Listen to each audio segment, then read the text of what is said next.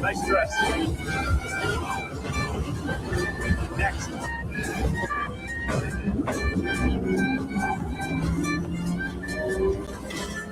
Special delivery.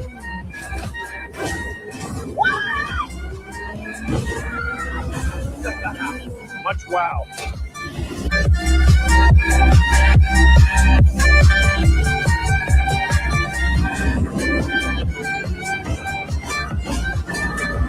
Gotcha.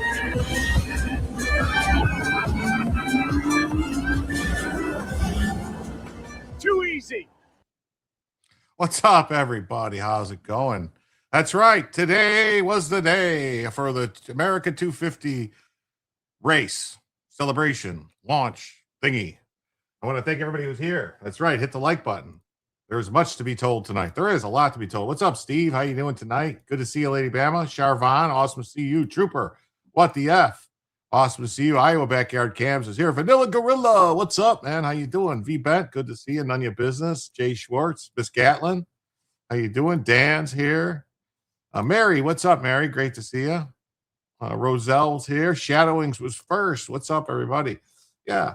So we got a bunch of news stuff to talk about tonight, and we're going to start off. Actually, I know you guys saw the whatchamacallit, the thumbnails and stuff, but there's a couple stories we're gonna cover before we get into those thumbnails, maybe one or two or something. But before we get into the thumbnails, what's up, Renee? How you doing? Thanks for being here. And just like always, there is a goal. You will notice if you're on YouTube that the goal actually says $10 super chats. The only reason I did that was because I set it for 3 hours, and if we hit that, I will activate the call-in session. But whatever. If we don't, we don't. Whatever. No big deal. What's up, Boohoo? Great to see you. Doc's here. What's up, Catherine K? Awesome to have you. So we're going to get right into the first, news story of the evening. But before we get into the news, this happened today in Washington, D.C.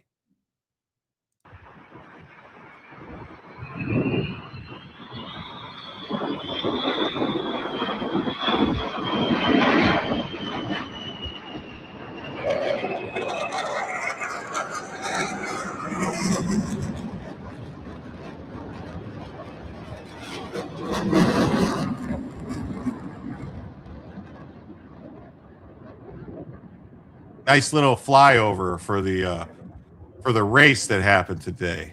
It's pretty cool, right? You got a B-2 bomber, a B-52, a B-1B Lancer, some construction going on and stuff. It's nice, right? Nice stuff. And it was so loud it set off car alarms. So yeah, I like to see that stuff. I do. And then Trump was there. Yeah. Oh wait, and I didn't even say. So yeah, so the goal, we do have the regular goal anyway. It's going to be for every $100 in total that comes in across all platforms, YouTube Super Chats, Rumble Rants, becoming a member or gifting a membership on YouTube, Rumble, Kick, Twitch, and Locals, along with Locals coins, Cash App, PayPal, Coffee, Ko-Fi, and Super Tips.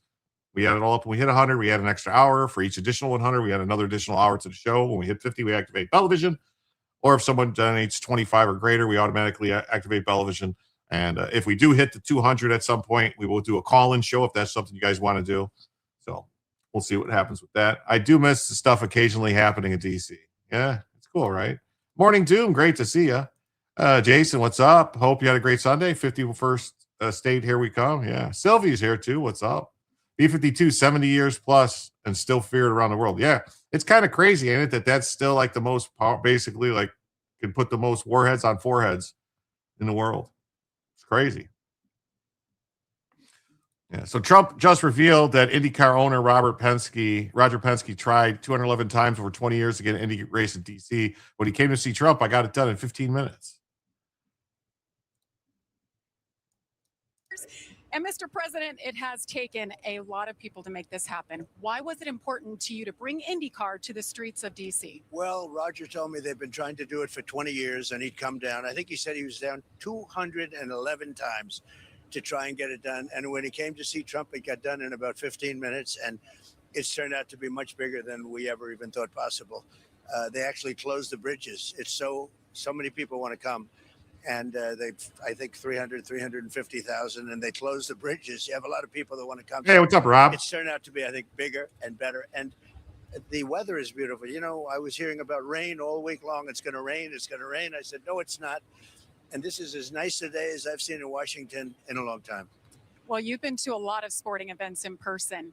What are you most looking forward to about your first IndyCar race here at the Freedom 250? Just that everyone's safe. They have a good time. The track is wonderful. We're going around the Capitol, but this turned out to be a better track. And so now we see the Capitol. You see it right behind you.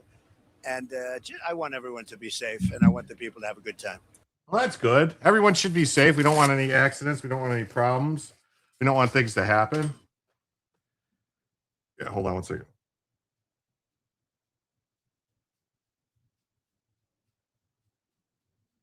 Hold on one second. I might have to pop out for 1 second. But yeah, so that's going on. All right. And then we got this. All right. What do you think about this whole race, this setup? Obviously, we got the Capitol building right there. It's so sick. It's really grateful that President Trump was able to make this actually happen. It's kind of like a dream come true. If you look around,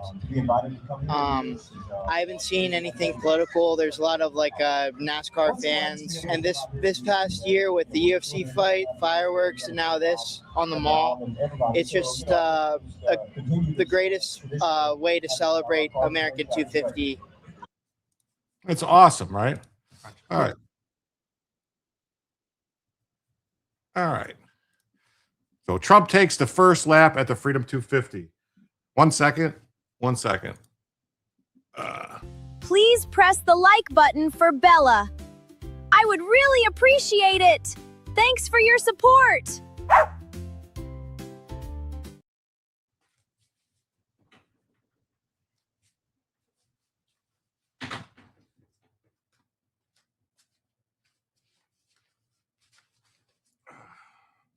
Oh, that wasn't on loop. Sorry. Oh. Oy. Canada has 41 million people. California 49. Oops, California 39. Yeah. Iran trash talking. Anything to worry about? No, I don't think so. There's some stuff about Iran saying that they want to actually go by the old deal or something like that. So we'll see. We'll see what happens with that. So, Mr. President, start your engines. President Trump kicked off the Indy Cars Freedom 250 Grand Prix near the Capitol on Sunday by taking the first lap around the 1.7-mile circuit. I knew Canada was finished when they arrested all the truckers and confiscated their bank accounts. Yeah, that's not what you would call a good time. So, so this is actually Trump here.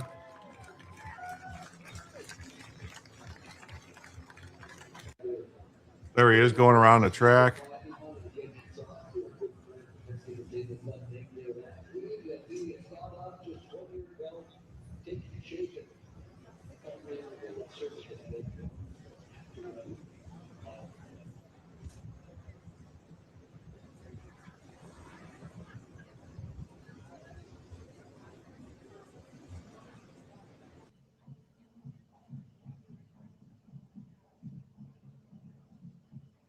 It was a great race. Okay. There was at least one crash. Malukas crashed into the wall. Stingray Rob leading a full course caution. Both drivers were able to exit safely. There's a Washington monument.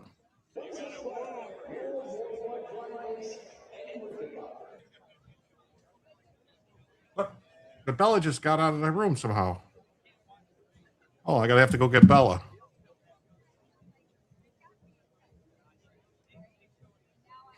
Damn it.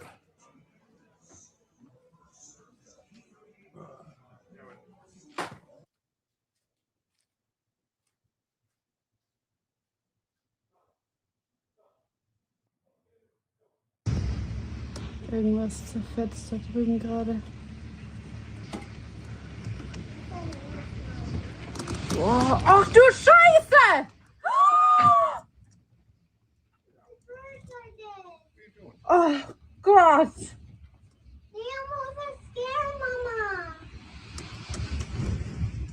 Oh, what's this? A tropical storm? Man, that's crazy.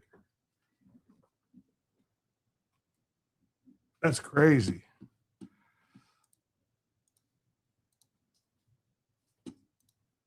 Oh, sorry, everybody. Wow.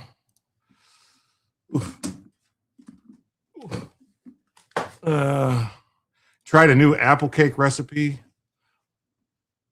It left the kitchen a mess, so I hope it turns out good. Well, generally speaking, that's what they say. The messier your kitchen gets, the better the food tastes. The mounted police trampling an old woman in a wheelchair was the lowest moment for me. Oh, you're talking about the Canadians, right? Yeah, that sucked, man. That was bad. I don't know what they were thinking. I thought Canadians were supposed to be nice and shit, but they did that. And oh, buddy, that's not good. Not good at all. Not good at all.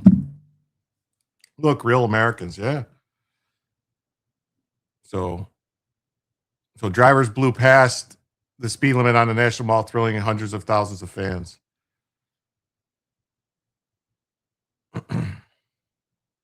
During the Trump's lap, the Beast, Air Force One flew over the course, capping off a series of flyovers, including a B-2 to herald the big race. Afterwards, the president and first lady waved the green flag to kick off the race.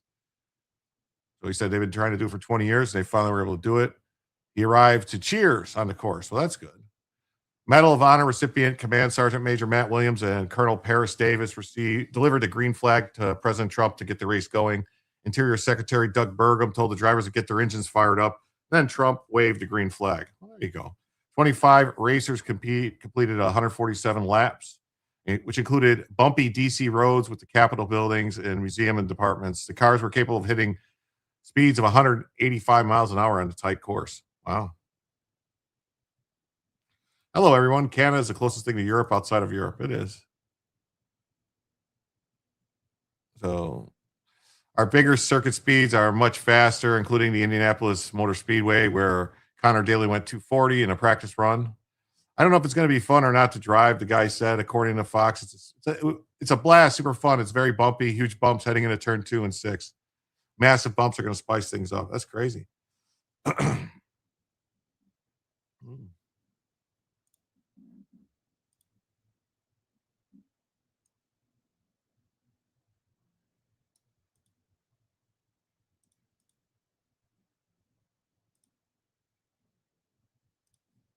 Okay. So making the race even more challenging. Vehicles don't have power steering, meaning drivers had to muscle through each turn. What, no clown car? I don't know. I attended the truckers' protest. The police were discussing this. Did you see the crash? I have the video of the crash. We're going to play it in a second. Good Sunday evening, my fellow anti-communists. Yes, thanks to Beaver. Real life Mario Kart. Yeah, it's awesome. Ultimately, Kyle Kirkwood took the checkered flag, an American. So Melania Trump had teamed up with IndyCar on her Fostering the Future initiative, which aims to ensure young people in the foster system have bright futures. Yeah, that's right. Melania's got a whole thing with the foster kid stuff she's doing, which is great. So she told them that when she was growing up, her father took her to the races, and he owned some incredible cars. Her husband is a famous fan of sports, has sat in on numerous events during his second tour. So House Speaker Johnson revealed that he would like the IndyCar to become an annual event. He wants to bring it back next year. Well, that's good. That's good. They could try. So this is the crash. Stingray Rod was also collected in the incident on lap 36. So let's see. Big crash. That's David Malukas. Oh, my goodness. Stingray Rob's gone straight into the side. Yeah, so there it is. Doesn't look that bad. We can make it. Oh, look, now they're fine. No, they're not fine. So that's some damage a little bit. Yeah. Wow. That's a lot. That's quite a bit of damage in those cars. So looks like they got them out pretty good.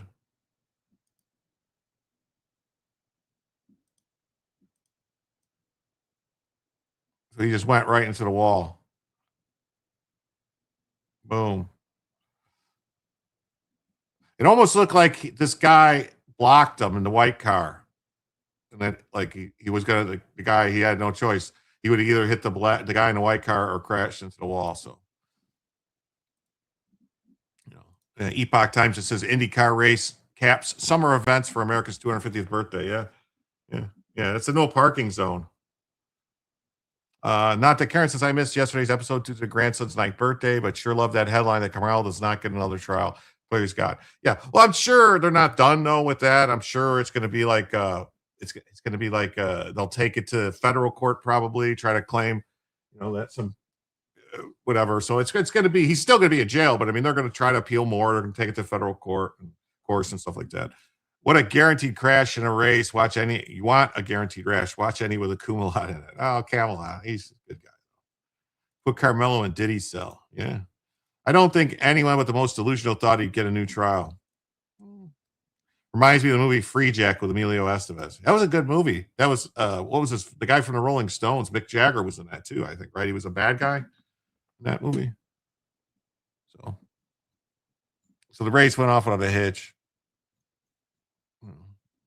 Well, besides the accident.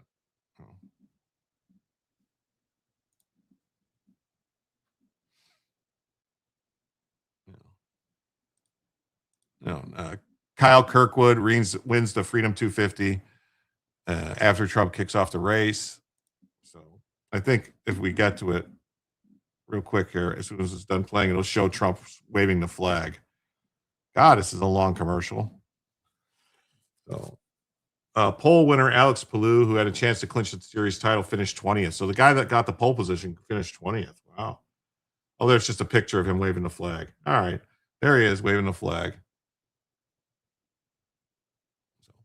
All right, let's get to story number 2. Well, before we get to story number 2, you guys, you know, we always talk about communists and, you know, helicopter rides and all types of stuff like that. But I just want you guys to know that if you put a communist in a helicopter, he'll fly for a couple hours. But, you know, if you throw him out of the helicopter, he'll fly for the rest of his life. That's from the words of the late, great General Pinochet, a man who knew a thing or two about communists and helicopters. Just saying. Yes, good quote. Totally good quote. With him saying he wants to stab someone and lick the blood from the knife and texted a picture of a knife to his ex, he would get death. He can't really get death because he was underage, and the Supreme Court has previously said that you can't give the death penalty to a minor. So, hey, what's up? Yeah, Bella can't wait to see you guys either. So, And, if you guys want a snack while you wait, I would highly recommend that you head on over to www.biltongusa.com and use promo code Jim to save 10%. Get yourself some biltong, get yourself some ribeyes. You can get hot dogs, you can get smoked sausage, you can get jalapeno smoked cheddar smoked sausage. They have other queso sausages. And they have, farmers sausage and stuff like that, which they call Grower Wars. And, chicken is really good. And then all the biltong, the peri-peri, the ghost pepper, Carolina Reaper, plus the cabanasi and the drawer wars and the also the they have Wagyu and Angus, and they have other cakes, candies, snacks, and cookies from all around the world. So go on over, check them out. BiltongUSA.com. Use promo code Jim, and you'll save 10%. I love it. I eat it almost every day.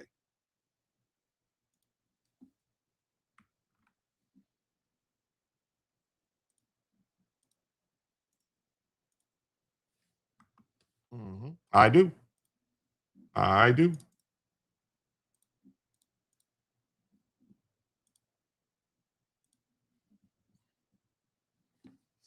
And since we were talking about commies, the commies that are running around in the U.S. right now are saying it's a violent process. The DSA, which is the commies, they vow to overtake the Democrat Party, and they're also vowing to overtake the country and throw the Constitution right out the window. So members of the DSA, commies, all right, they're calling for major political change within the Democrat Party, with some calling for a violent revolution. You don't say. A compilation of footage posted by Canary Mission on X shows comments from the DSA members endorsed by the organization and far-left commentators discussing the future of the party.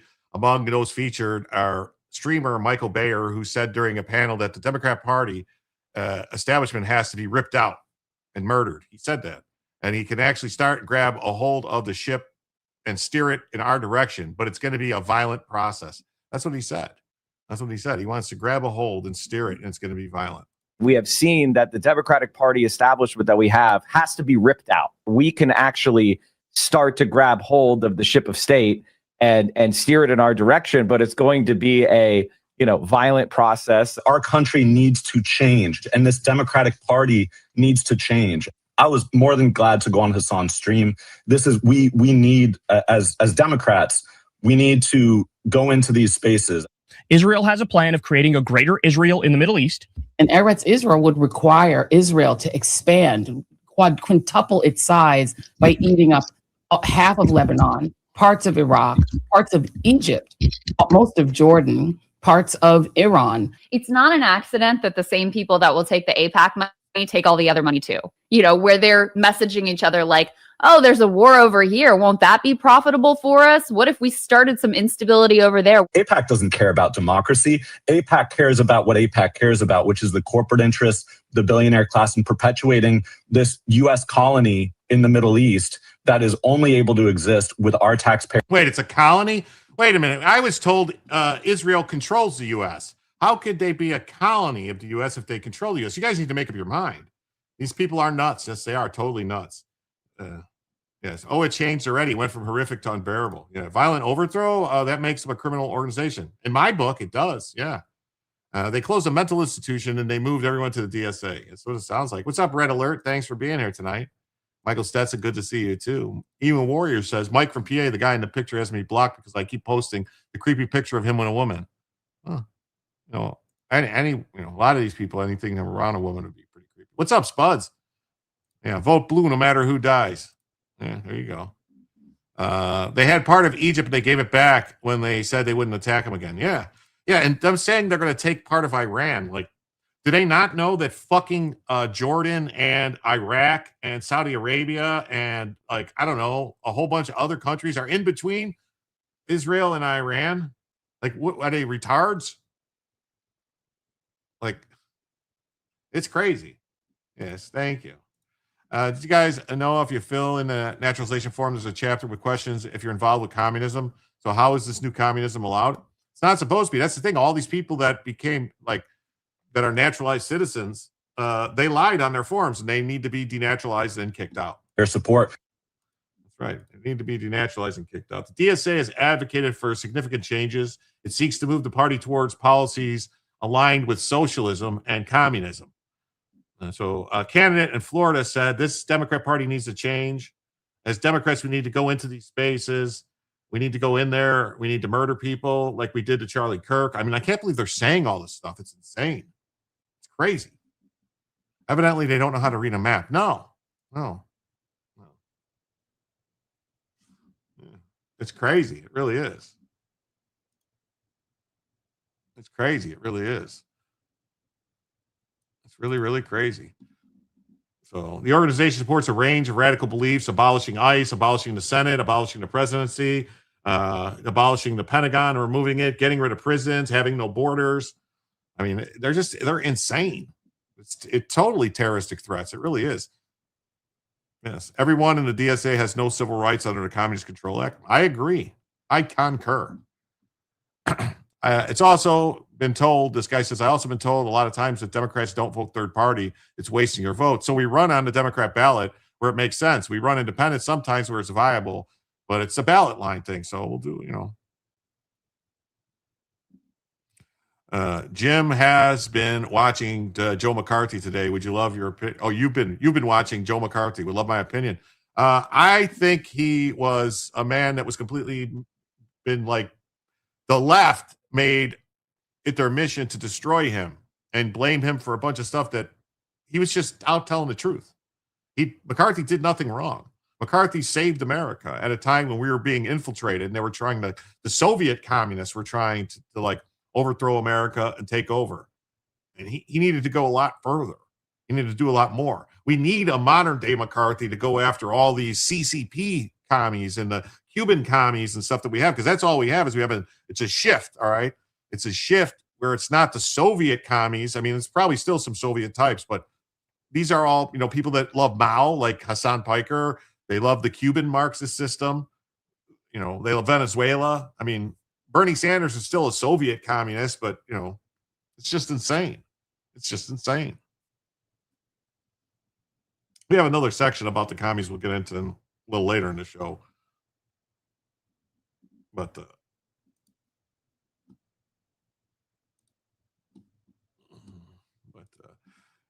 before we get to that, we'll talk about this. Another demon rat nutcase, DSA candidate for the Senate, calls DeSantis a racist and claims that BLM riots were overwhelmingly peaceful.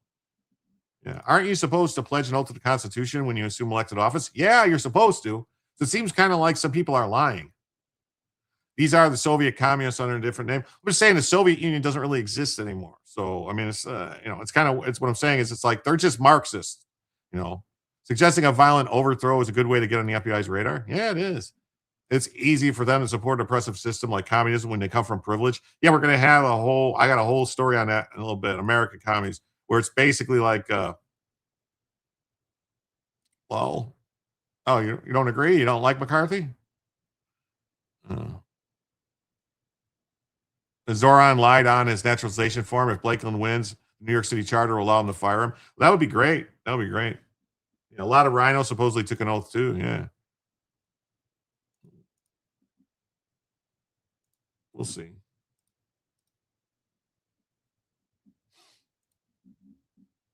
So the infamous Summer of Love, leftists committed massive destruction, did billions of dollars worth of damage. So during this time period, looting, arson were common. Over 2,000 law enforcement officers were injured. The Democrats threw in an independent to get Marcy Kaplan reelected last time. It took just enough away from Republican. Luckily, we got Sherrod Brown out, but he's running again. Yeah, I know. I don't know. Hopefully, Ohio doesn't make the fucking mistake and elect a Democrat again.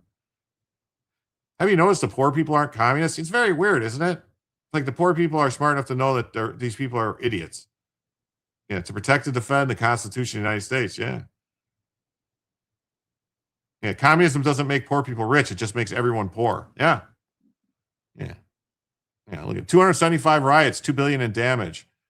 And the Summer of Love, January 6th had one riot, $1 million in damages. It's crazy. So Black Lives Matter, Antifa mobs caused over $1 billion in damages. It's like $2 billion, they said at least. But they can't really get the number correct because a lot of the stuff was not properly tracked. So, what does the mob do when they run out of money that they drain the rich dry? Yeah, well, they're going to start taking everyone else's. It's the family of the oligarchy crying about the oligarchy, thinking if they change over, they would be the oligarchy in charge. Yeah, it's crazy. It is. So 25 people were killed during the Summer of Love, about $2 billion in damages. The mainstream media covered up for it. But on Saturday, the nutty communist Angie Nixon called DeSantis a racist and claimed the rioting was peaceful. Is there a video of her? Oh, this is her. All right, so we're going to watch a video of her saying it. I cannot stand Ron DeSantis We like cannot with stand Ron with a DeSantis. passion.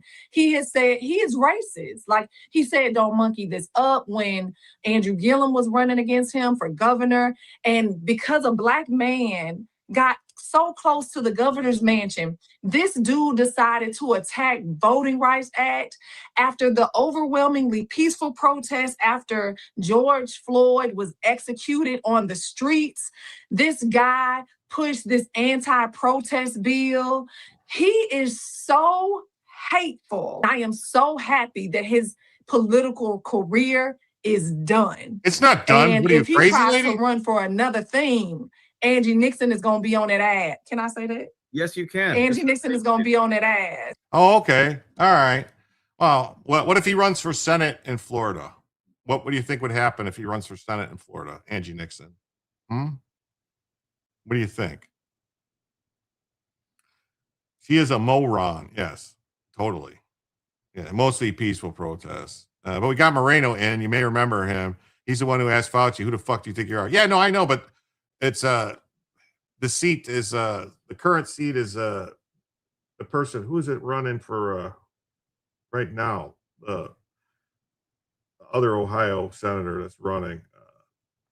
Damn it, can't remember. I don't know.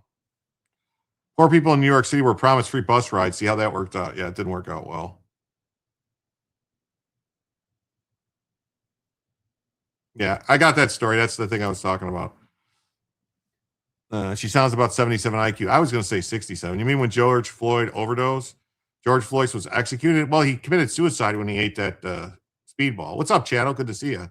Think you're being generous. Totally. Pot calling kettle black? Well, it happens. That can't happen.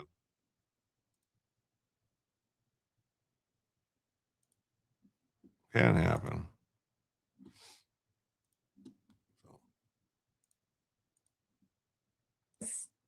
I cannot. Yeah, so that's her. So she's crazy. She's crazy.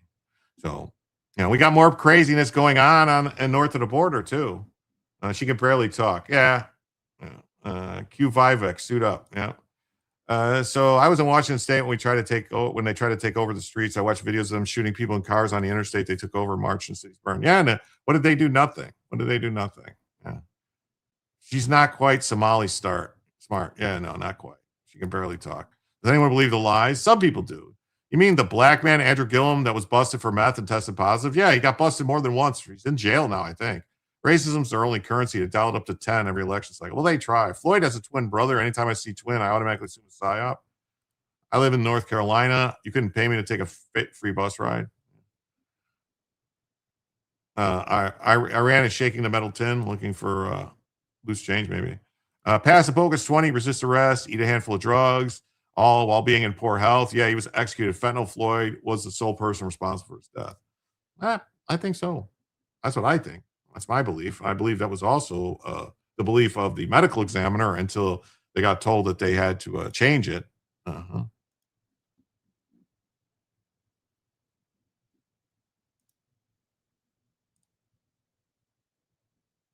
That's what I believe. That's just my belief. So here we go. So Trump just hit Canada with a 50% tariff. Canada wants all the benefits of being a state without being one. Trade rep Jameson Greer laid it out. Canada says it's planning to retaliate by matching the tariffs dollar for dollar. Trade rep Jameson Greer laying out the importance of President Trump's tariff policies on our show yesterday.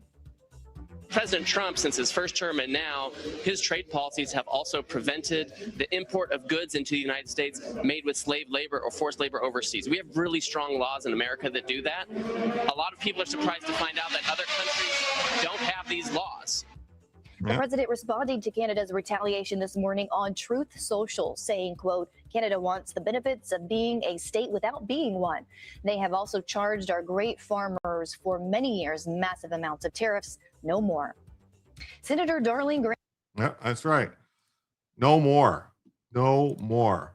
Yeah, Canada at war with the U.S. Yeah, Canada breaking. Mark Carney says Canada's now at war with the U.S. That's what Mark Carney says. They're at war with the U.S. So this is basically, here's a video of the war. Sorry. There's, Canada says, Mark Carney says they're at war with the U.S. and we have a video of the war.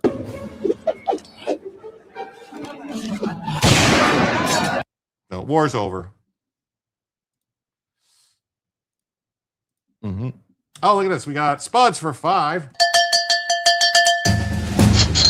Thank you for the 5 Spuds. With that 5, that means we are now 95 away from adding a first additional hour and 45 away from Bellavision. Thank you so much. The Soviet commies didn't die. They just morphed into the DNC. Khrushchev wasn't wrong about being able to bury you. Banging the shoe is optional. There you go. Yes. Oh, no, not hockey equipment. Yeah. If Barack Obama had a son, he'd look like George Floyd. Yeah. And unfortunately for Barack, his wife looks like George Floyd. But the Democrats picked the biggest losers to support. They sure passed the Kleenex. Yeah. I'm afraid Darlene Graham is a lefty. I don't know, maybe. Did you see this, Jim? Derek Chauvin targets George Floyd murder conviction with new claims. Yeah, no, I saw it. We covered it the other day that they filed. And it sounds to me like they have a claim that Walz did not have the authority to take the case away from the local prosecutor and give it to the AG like he did. He didn't have the authority to do it. So his whole prosecution, it seems like, might have been unconstitutional, might have been without, illegal. And the moose got shot. Yeah.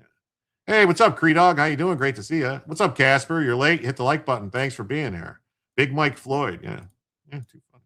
So the U.S. offer included a reduction of tariffs on steel from 50 to 25, a reduction on Canadian autos from 25 to 15, a removal of the 10% tariff on Canadian lumber, and cooperation on a whole bunch of other measures representing the best deal offered in comparison to any other country which relies heavily on the U.S. market. So Carney abruptly ordered the negotiators to walk away.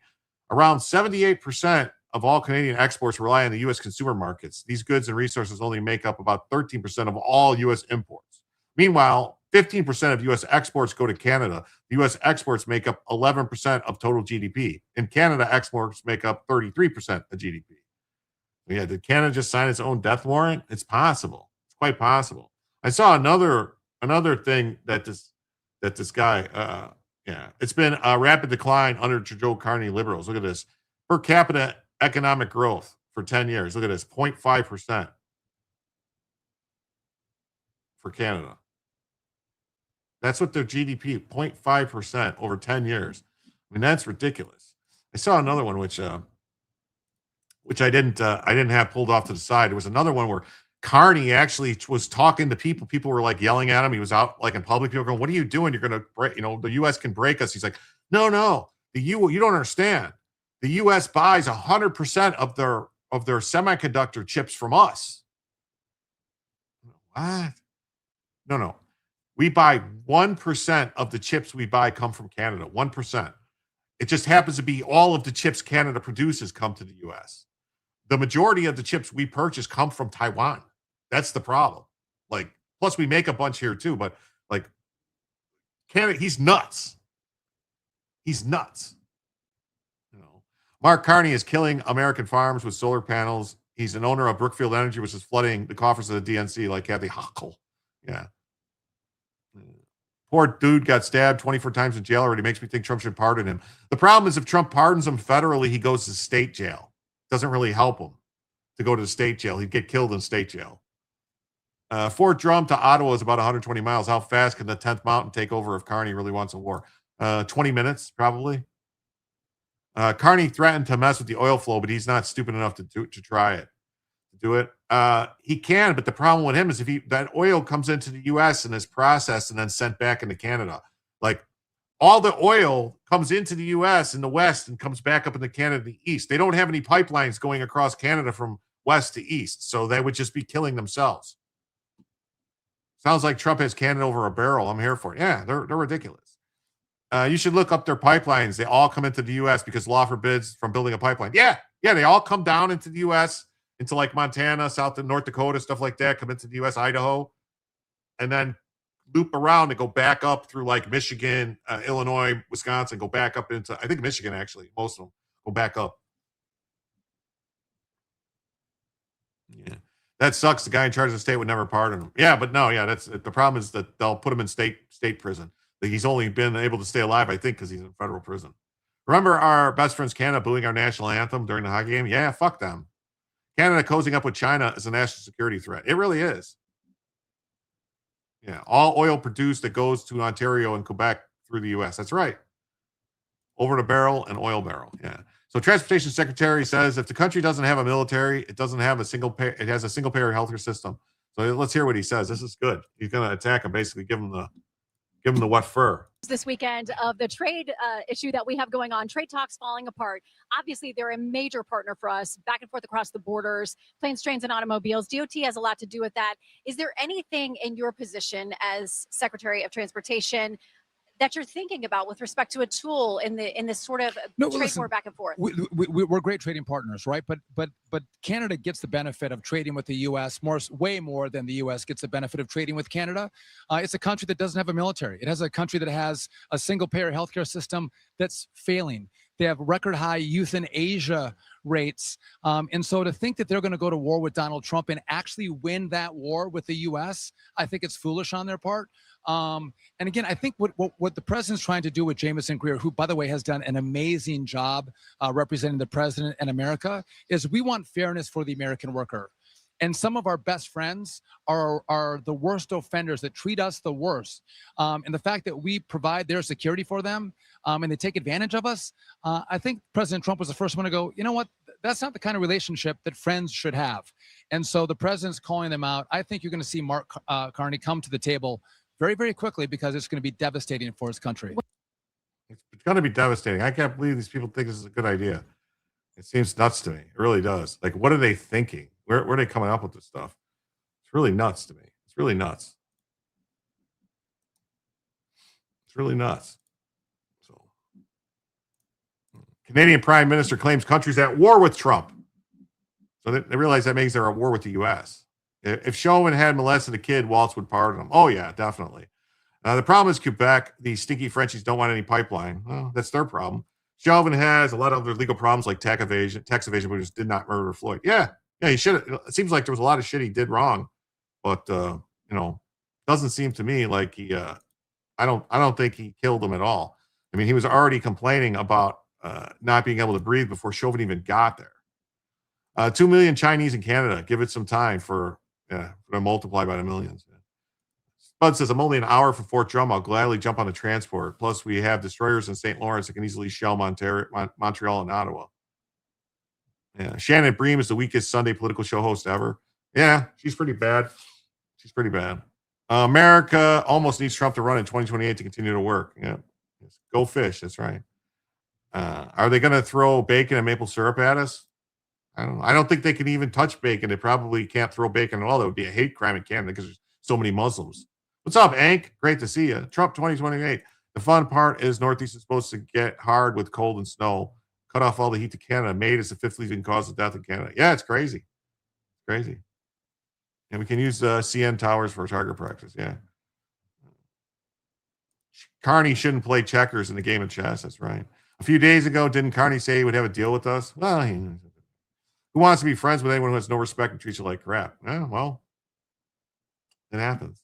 You missed the McLaughlin shows? Yeah. We protect the world. If Iran bombs, they will cry out. They're helpless. Yeah. Hey, what's up, Finch? Great to see you. What's up? Yeah. What's up, Lurch Linger, with a gifted membership? Thank you so much, Lurch. That's right. That means we are now just $89 away from adding a first additional hour and just $39 away from Bellavision.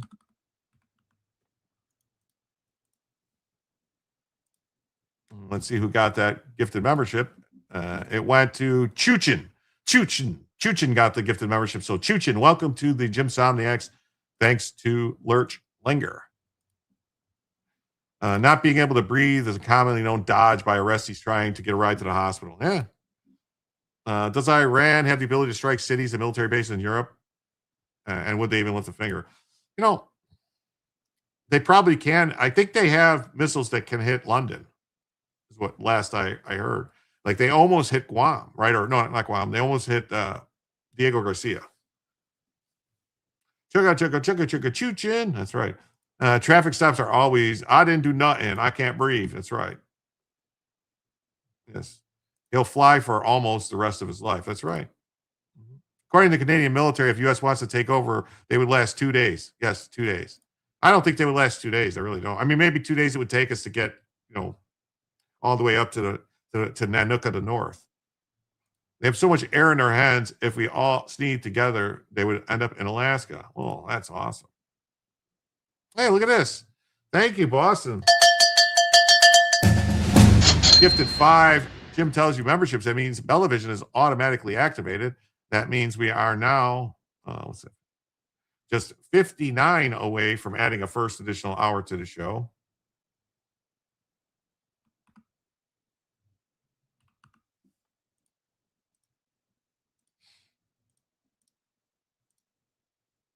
And that means, hold on.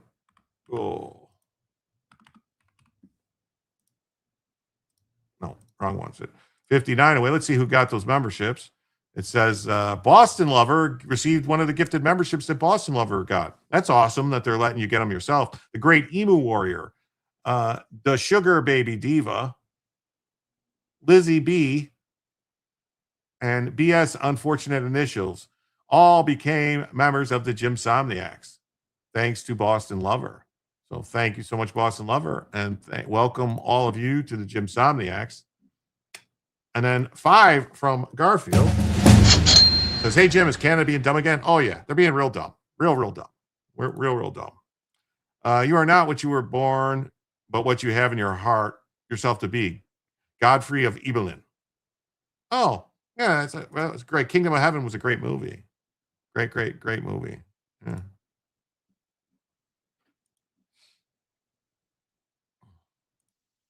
So thank you all for the donations. So with Garfield's 5, that means we are now just 54 away from adding a first additional hour to the show. Thank you so much. Let's see here. I saw Canada has been transshipping goods from China to the U.S. to avoid tariffs. Yeah, well, that's what this is all about. Like they were getting steel dumped into Canada and then doing just a little bit of work to it and then sending it to U.S. and claiming it was North American steel. And we're like, no, you have to completely melt it and you have to completely melt the steel and reform it into stuff for it to be American steel. You can't just, do a little things on it, right? Made in Canada on it. Iran claims their missiles can reach London, but they are allowed to lie. So there's that. Yeah, well, I think they almost hit Diego Garcia, and so if you do the math on it, they would be able to hit London. It looks like at least Paris for sure. Do you think Europe's already bribed Iran not to strike them? I don't know, but I saw reports that Iran was trying to hack into some nuclear power plants in England. So there's that. So who knows? If we leave NATO, peacefully annex Alberta, Saskatchewan, Manitoba, and the Northwest Territories, Canada would fold like a cheap suit. Yeah, probably. Yes, Bella. What's up, Disaster Peace Theater? Iran bombs their weak neighbors. Yeah, Bulgaria already knifed us. Yeah, I saw that. I don't know if Bulgaria kicked our planes out, or if they were just leaving on their own. Seems like the world is having a stupidity pandemic. It seems like it. Canada wants to be China's simp, definitely. Hey, Google, 50% of London is per Google, 50% of London is Muslim. Do you think they'd kill their own countrymen? Well, they don't care, really. They don't care if they kill their own people. Think about it. They do the suicide bombs all the time. What's up, Neat Scholar? Great to see you. Canada's already owed by China. When I grow up, I want Bella's attitude. Doesn't get more chill. Yeah, she's so chill. So Carney claims the country's already at war. So, Prime Minister likened his country's tiff with the U.S. to a full-blown war. with Trump hitting back, accusing a neighbor of trying to secure the benefits of a state without being one. We were attacked. You're at war when you get attacked. We got attacked, Carney told reporters. We got resilience. We got a plan. We got the focus. We will respond. Oh, okay. Carney further panned Trump's administration for trying to pressure Canada into a bad deal. Trump administration imposed a steep 50% tariff on an array of Canadian goods, such as beer, cheese, and electronics, reigniting the tension between the two countries. Tariffs would cover an estimated $28 billion worth of imports and come on top of existing tariffs. Trump, who is no stranger to tariff feuds with Canada, has repeatedly mused about it becoming the 51st state, ripped Ottawa for its long-standing trade practices with the U.S. That's right. That's right. That's how they do. That's how they do. But Canada, there's no way Canada can't ride this out. They really can't. They're not going to make it. They're not going to make it. It's not going to happen. So, hey, what's up, Pet Rescue? How you doing? If they were actually attacked by the U.S., they'd know it. Yeah, they would know it a lot. Like, just ask around. Ask around.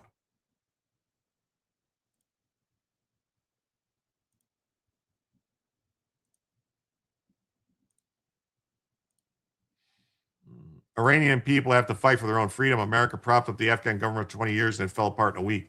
The Afghan people welcome back the Taliban. Yeah, it's crazy, isn't it? We need to annex Southern Ontario and bail out Sean at Third Railify. Oh, that would be nice. Yeah, that'd be nice. So Canada wants the benefits of being a state without being one. Carney, who vowed to retaliate, blamed the collapse on the talks on last-minute demands from Washington, alleged Trump was attempting to rip Ottawa's sovereignty away.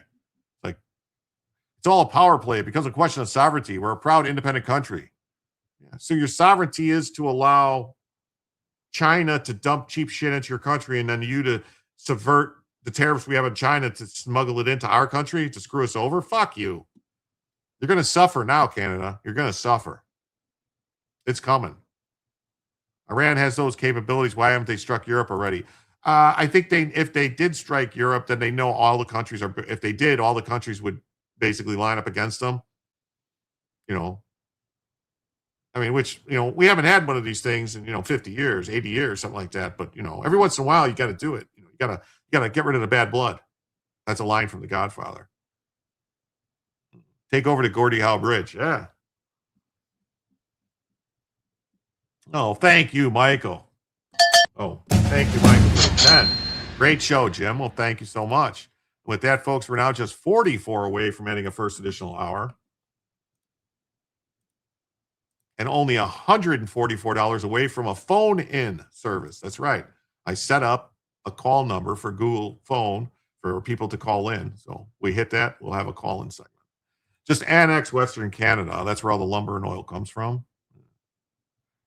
He needs to hurry up and take Fredo out. How can Canada be independent when they still have a king in Great Britain? That's right. U.S. would rain hellfire and brimstone. Yeah, it could be. Hey, Cuba, we're looking at you. That's right. Cuba's next. On a bright side, they'll have a bunch of crap from China to play with before it breaks in 2 months. That's right. If Iran attacks Europe, that gives them a reason to enter the conflict. Iran is waiting for the midterms to try to keep gas prices high. Exactly.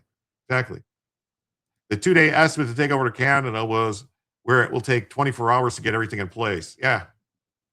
Carney's England's tool to bring down Canada? Probably. King Chuckles is a paper tiger. Yeah, he's an idiot. So Canada's prime minister alleged Trump was demanding America's northern neighbor change its French language. No. What Trump said was, this is what Trump said.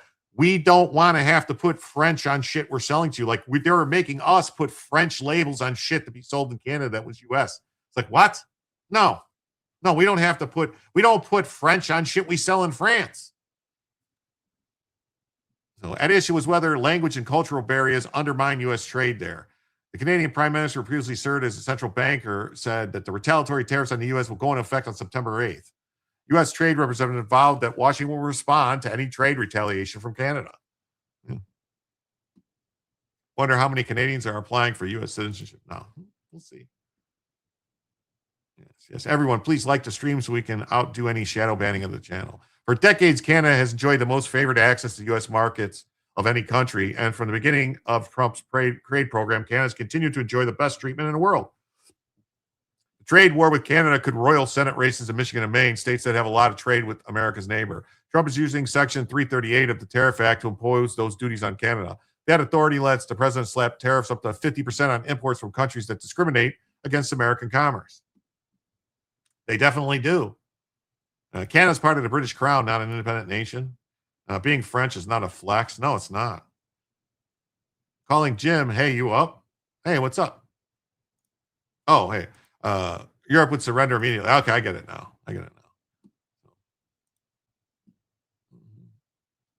It says, after trade talks collapsed, Trump says Canada was seeking benefits of being a state.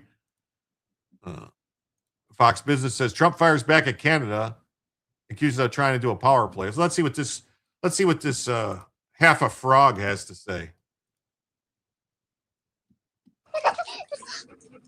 Oh, it's a commercial? Seriously? A commercial? You did all this to screw me on a commercial. Wow, that was like Owen Benjamin trying to sell Brawny. That's crazy. The quicker picker-upper is what I use. Can you talk more about what the United States was demanding Canada do with its other trading partners? Were they asking us to impose tariffs on other countries in conjunction with them? Tom, there were elements of that, and in certain sectors. And to be clear, there were elements where we would see the merit of that as part of a comprehensive deal that made sense for Canada. So if you have an integrated auto market and you want to have an integrated steel market, for example, related aluminum market, then and you have concerns, as we do, as the Americans do, about non-market economies, about transshipment of steel, for an example, through third countries, etc., then it makes sense to align and I would say that, again, within a comprehensive deal, we'd be prepared to do that. But that's us deciding to do something that is in our joint interests, as opposed to being told to do something or being restricted from doing something else. Now, the second point is there are a series of steel and aluminum related. By the way, if you do that, though, you should have an integrated market. In other words, the tariff level that you apply from Canada into the United States, because America wants to tariff everybody on everything, but the tariff level you apply should be clearly the lowest. It shouldn't be the same as other people. It should clearly be the lowest because you have this added market protection. That's part of the negotiation. We weren't satisfied. Ultimately, we're on steel, aluminum, and related products, so-called derivative products. Think HVAC systems, nuts and bolts, anything that's Bombardier products, Bombardier recreational products. There wasn't enough movement. Then there's a separate issue, and I'll just stop with a sentence here, which was language which suggested restrictions in terms of our ability to execute trade deals, which would always be unacceptable to this government. What do you think Yes, their goal big fat liar. are they trying to do? And if I could just, a second part, what were they asking on culture? You can ask the first, not double follow up. You can ask three questions. Look, sorry, now I've forgotten the first part of your question. This guy can't even remember what he's saying because he's a liar. They just said we don't want to have to put French language on products to sell them in Canada. That was the whole thing. Favorite T-shirt I once saw said "Bad Spellers of America" untie. That's right. Looks like the parents turned their kids into ones who attacked the guy at the swimming pool. Yeah, we talked about that last night. Yeah. I'm kind of surprised. Usually they call them angels and victims of systemic racism. Yeah. I think from what I understand, the guy that they attacked is like a far left weirdo dude who likes a do-gooder guy who just, way lefty guy. So maybe they knew him and they knew this guy is gives us free food and stuff. So we can't let people attack him and stuff like that. That's what I think. Trying to get us to gain more control over our trade policy. Oh, why are they trying to do that? It's The power play. It's a power play. Becomes a question of sovereignty. Look, let's take a big step back. And this is what is unfortunate about the situation we're in. We're here for the right reason, but it's unfortunate. I 100% believe that the Democrats are talking to this guy behind the scenes. They're talking to other people. They're probably talking to Iran. If we can prove they are, then they're breaking the law. they're breaking the Logan Act, and they should be gone after. And I think I hopefully that they are being investigated. So, I want to see people getting arrested. I want to see, frog marching people into prison. That's what I want to see. What's up, Wild Arms? Great to see you. Bad word for dyslexics too. Yeah, it is. It's a bad word. So anyway, so this guy, he's a clown, So he lashed out, said they want to be a state without being a state. So 20 billion of Canadian imports were going to get tariffed, which Canada's whole GDP is it's not that much. Like their whole GDP is only $1 trillion, I think, or less than $1 trillion. It's like, it's like tiny. It's like tiny. So Trump disputed his version of events, arguing Canada walked away from the terms the two countries had already agreed to. Yeah, because they probably got told by the Democrats this is an action to try and help Democrats win the midterms. So they need to be investigating this to see who's talking. If they are communicating with Democrats and they're doing this to help the Democrats, you charge these Canadian politicians with interfering in U.S. elections. You charge them with meddling, fraud, committing fraud, conspiracy to commit fraud, to defraud the United States. Why do we get aluminum from them when they import all the bauxite they use when we could do it ourselves? Yeah, well, I don't know. It's been this nasty thing where, yes, it is. It's all about the midterms. It's 100% all about the midterms, and they're trying to help the Democrats out. If they help the Democrats win, then they can, they get taken care of, because Democrats are always going to get paid. I wish he'd take a big step back to the city of London where he came from. If they are talking and working with other countries, they're really stupid because no one has any privacy in our government. No, well, that would be great. The GDP in Texas is higher than Canada. Yeah. Cheaper. They have cheaper aluminum, but they're buying aluminum and steel's getting dumped in their country at a discount by China, and they're letting it happen. And then they're turning around and stamping made in Canada on it because they cut the piece in half and send it here. And we're like, you can't do that. If you melt it and smelt it, if you melt it down and re-pour it, you can call it Canadian. Yeah, almost all of America's recyclables go to China. Yeah, and then they turn around and dump it in Canada, and it comes back to us. It's crazy. And they add, the recycled stuff is not pure. They add shit. The Chinese add shit to it. So America's principal interest is protecting American workers and American supply chains. We've been offering to bring Canadians along on that path. It really cut the tariffs on them on steel and autos and lumber, but they wanted to fuck around. So now they're going to find out. 100%. Yeah, 100%. A Waffle House in my town got shot up by a kid Friday night after a football game. 4 people were shot and multiple cars were damaged. Well, that's horrible. That is horrible. Horrible. All right, this story, I don't know. This story, this next story here, man, is crazy. Temu Obama and Jared Kushner had private talks amid the midterm feud. So, I mean, this is like crazy. Jeffries and Kushner held secret talks.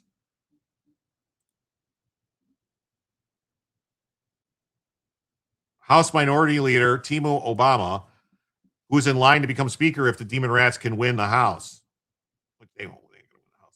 Chinese are masters at getting rid of toxins by adding them to products. Yeah. So we are selling Coke and getting crack back. Pretty much. Such bad shots. Terrible. Praying for Waffle House. Trump's tariffs could push Alberta to go independent. The shooter turned himself in and no one died. Well, that's good. Yeah, what they're doing with the cars, 99% of it gets done in Canada. We put on the handles and labels made in the USA. Yeah, it's crazy. It's crazy. If they were secret, how do we know about it? That's a good question, isn't it? It's a good question. So he held private meetings with Jared Kushner's President Trump's son-in-law. The two discussed common ground on housing, immigration, and the cost of living, which cited 5 people with knowledge of the session. Neither Jeffries' office nor a representative for Kushner confirmed this meeting as of Sunday, even as Trump and Jeffries traded personal attacks ahead of the midterms. Kushner's a free agent. He has ties to the Saudis. I don't trust that dude. Yeah, it's kind of like if he's meeting with Jeffries and it's not on behalf of Trump, then it's on behalf of someone else. The question is, who is that someone else? The sit-down took place in a private New York space offered by a mutual friend and amounted to a broad conversation rather than a negotiation. One person told the Times. Kushner and Jeffries have stayed in touch since collaborating on a criminal justice measure during Trump's first term. Kushner suggested Jeffries also meet White House Chief of Staff Susie Wiles. Yes, I don't trust them either. The outreach contrasts the public feud between Trump and Jeffries. Trump has branded Jeffries a low IQ thug. Well, he did grab a baseball bat saying, we're gonna beat him with a baseball bat. It's like, what are you doing, dude? Jeffries, who calls Trump corrupt, has vowed on a campaign trail that Democrats will hold the crooks accountable if they win back the House. Trump declined to sign a bipartisan housing measure this summer in protest of the Senate's failure to pass the SAVE Act. The housing measure became law without his signature. He should have fucking vetoed it. Is Kushner another Cohen? It's possible. It's possible. There was an aluminum smelter in my hometown that shut down because they couldn't make money because of Canada when all they do is import stuff. Yeah, that's true. That's true. So at times, Trump has taken a different approach. Asked this month by Punch Bowls about a possible Jeffrey speakership, I'd probably get along with him very well, pointing to their only in-person meeting in the second term. In a statement to the Times, Jeffries did not confirm the Kushner meeting, but accused Republicans of taking a my way or the highway approach to governing. Well, that's what happens when you got the majority. These guys did the same thing. Jeffries has remained a non-committal about a third impeachment push. A Democrat-led House would leave Jeffries balancing government funding fights with pressure from the party's base to confront Trump at every turn. It might actually be really funny if the Democrats take the House and not the Senate, because that would just mean nothing's going to get done. Nothing through Congress anyway.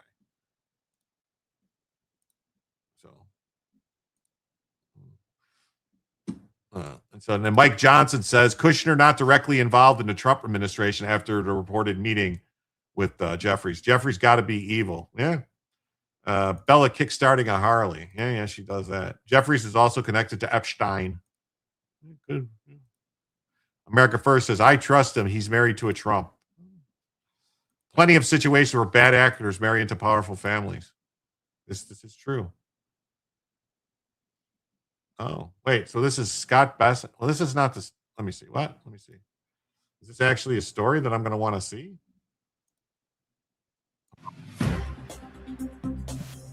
So our announcement is for economic action. And I think that the economic action will mean that oil prices will come down sooner.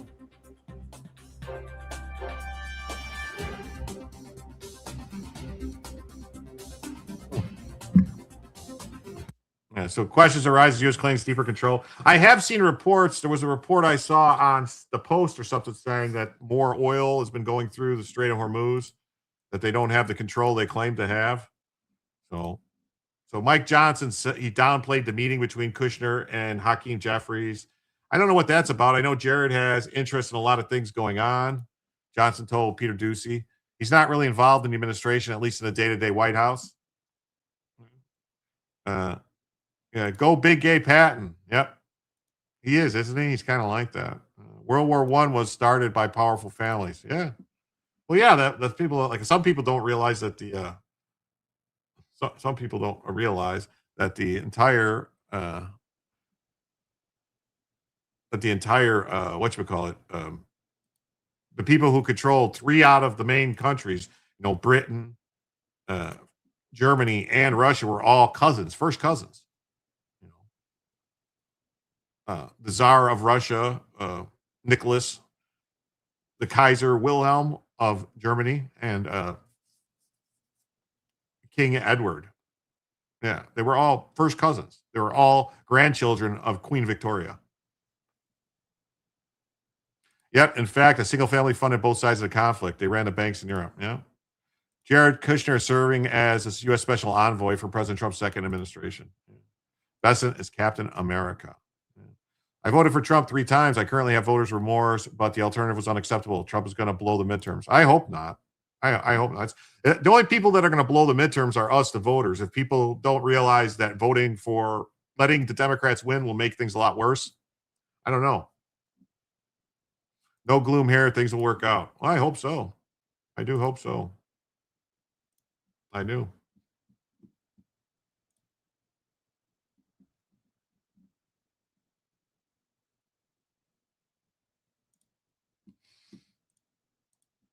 So, New York Times reported Sunday that Kushner and Jeffries met. So, Kushner has served as his father-in-law's foreign envoy. But it doesn't give him to be talking to like people in the, like actual, domestic policy stuff. He should probably be staying out of that if he's a, special foreign envoy, whatever that means. So, I didn't realize that about Germany. Yeah, all three, the Kaiser, the Tsar of Russia, and the King of England, first cousins. The problem is that Democrats are nominating insane socialists across the board. Yeah, it is. What's up, Silver VTech? How you doing? Great to have you here. So Decision Desk gave Democrats a 66% chance to take back the House. Well, that doesn't actually mean that. That's actually pretty bad. It's only a 66% chance.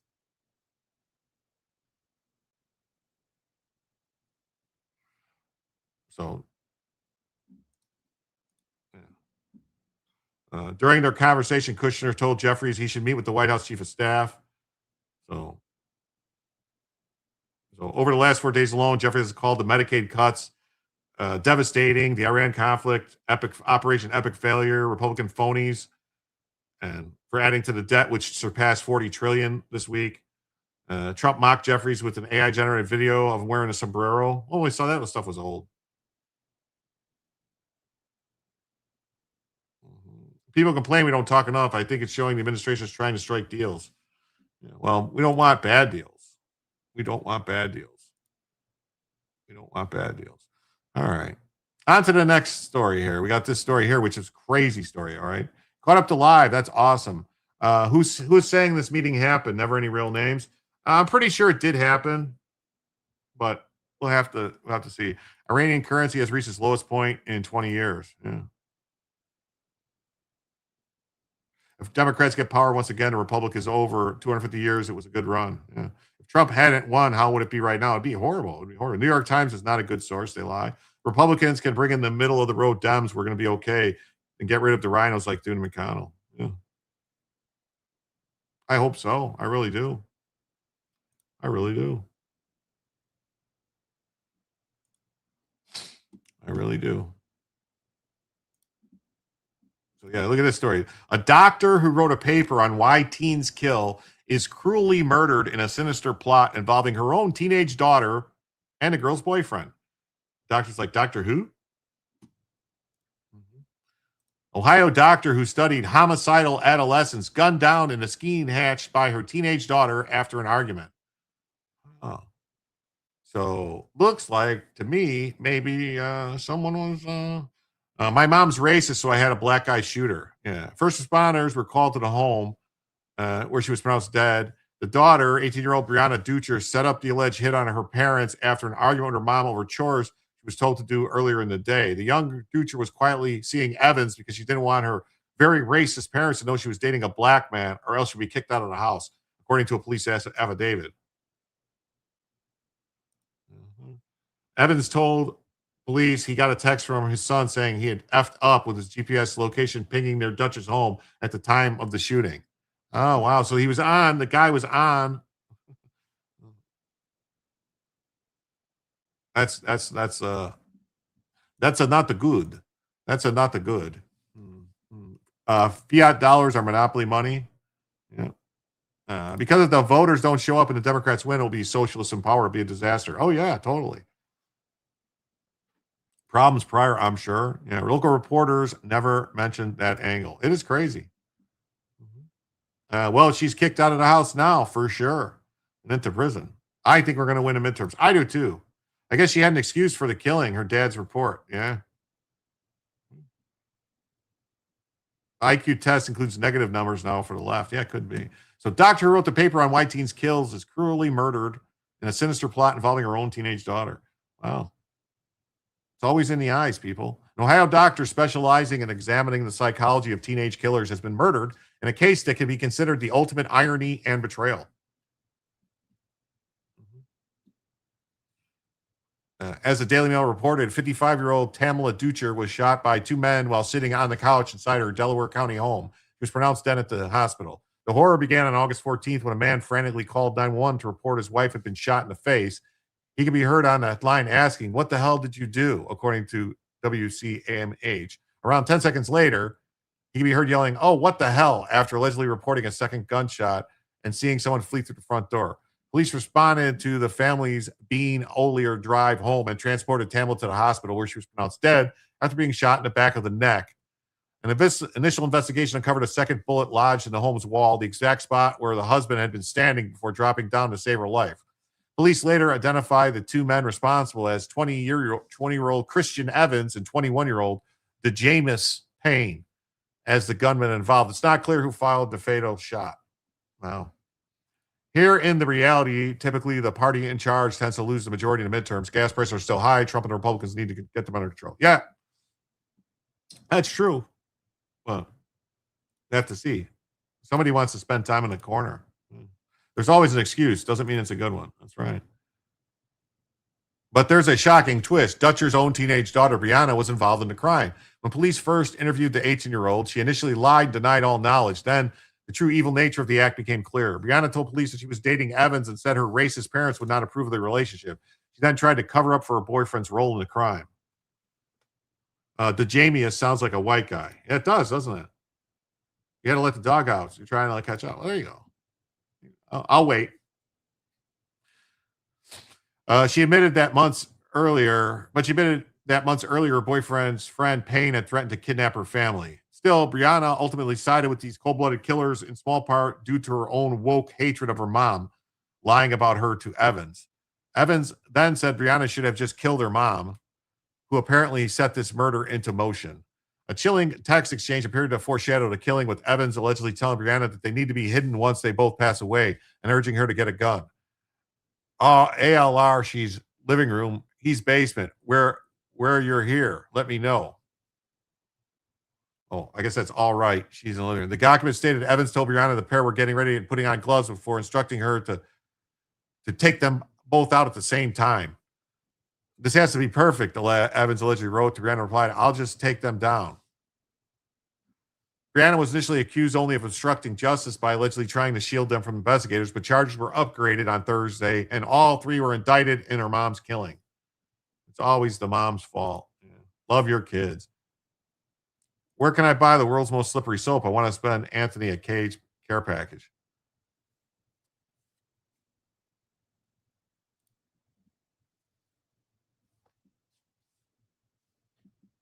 Not sure. Oh, okay. I know what you're talking about now. Okay, yeah. Carmelo. All right. I have to wait till it cools down here a bit before I take my dog out. Well, you put Wild Arms in a corner for 5 minutes. He keeps posting the same thing over and over again. Yeah, I don't know what was up with that, man. The report said the children usually do not respond to traditional verbal-oriented psychotherapy. Instead, they argued that therapy should be rooted in art, creativity. Clearly, this didn't work on Tamel's daughter. And the irony is that she co-authored a paper titled The Violent and Homicidal Adolescent, Hearts Darkened Before Time. So she wrote a paper on it, and it turns out that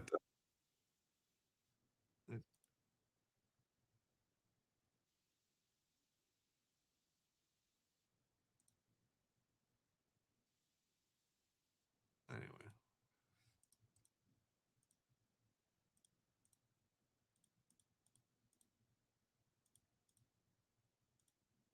Ohio doctor studied homicidal adolescents gunned down in scheme hatched by daughter. This is crazy. This is a crazy story, man. Don't drop the soap. Yeah. Ohio doctor who published study on violent homicidal adolescents was gunned down by her teen daughter's boyfriend. She was sitting on a couch when Evans and Payne charged into the home and fired a single shot. There's the daughter, yeah, and the mom.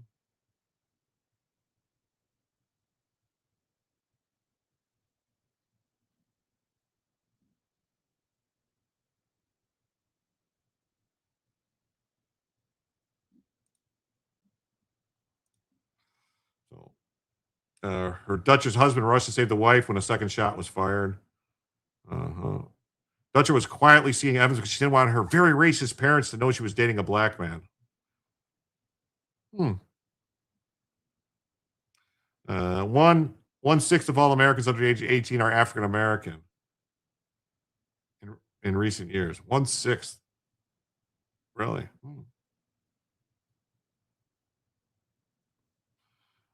But so, unfortunately, they don't. Oh, look at this guy. If I were you, I would have killed her, they said. So yeah, we saw this. So there she is. Oh, wow. Womp, womp, womp. You're going to jail. There's a nice home that they lived in. Police obtained phone records that contain text from Evans. Well, let's see here. Is this the actual news story? Let's see.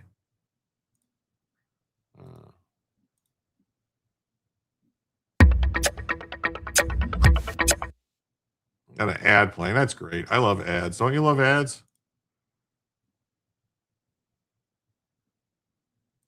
News at 11 with breaking news. Tonight, 2 Delaware men are behind bars, charged with murder in a 55-year-old woman's death. The woman's 18-year-old daughter is also in custody tonight, charged with obstruction of justice. Thank you for joining us tonight at 11 on air and on the stream. I'm Jeff Hogan. And I'm Yolanda Harris. Now, we first told you about this deadly shooting in earlier newscasts today. The Delaware County Sheriff's Office says just after midnight this morning, they received a 911 call from a home on Bean Aller Road. Somebody was in our house and just shot my wife. Did anybody get a look at him? No. My daughter was in the dog room in the back room. I was in the basement watching TV when I heard a gunshot. I ran upstairs, and my daughter was still in the back room. And then while I was looking at my wife, there was another shot in either the dining room or upstairs in the front of the front room. And then I heard the door swing open, and I just saw the back of somebody running out the door. When first responders arrived, they found 55-year-old Tamala Dutcher with gunshot wounds. She died at the hospital. Now, just 2 hours ago, the sheriff's office says they arrested 21-year-old DeJamius Payne and 20-year-old Christian Evans on murder charges. The victim's daughter, 18-year-old Brianna Dutcher, is also in jail. She's charged with obstruction of justice. Authorities say the investigation is ongoing. Did you notice they didn't show the 2 guys? They just showed the white daughter. They didn't show the 2 black guys. That's weird, isn't it? Isn't that odd how the local news didn't show the 2 black guys that came in and did the shooting? It's odd, right? Is that like not odd like ha, odd like strange. About 10 years ago, the world went berserk. Like somebody hit a switch.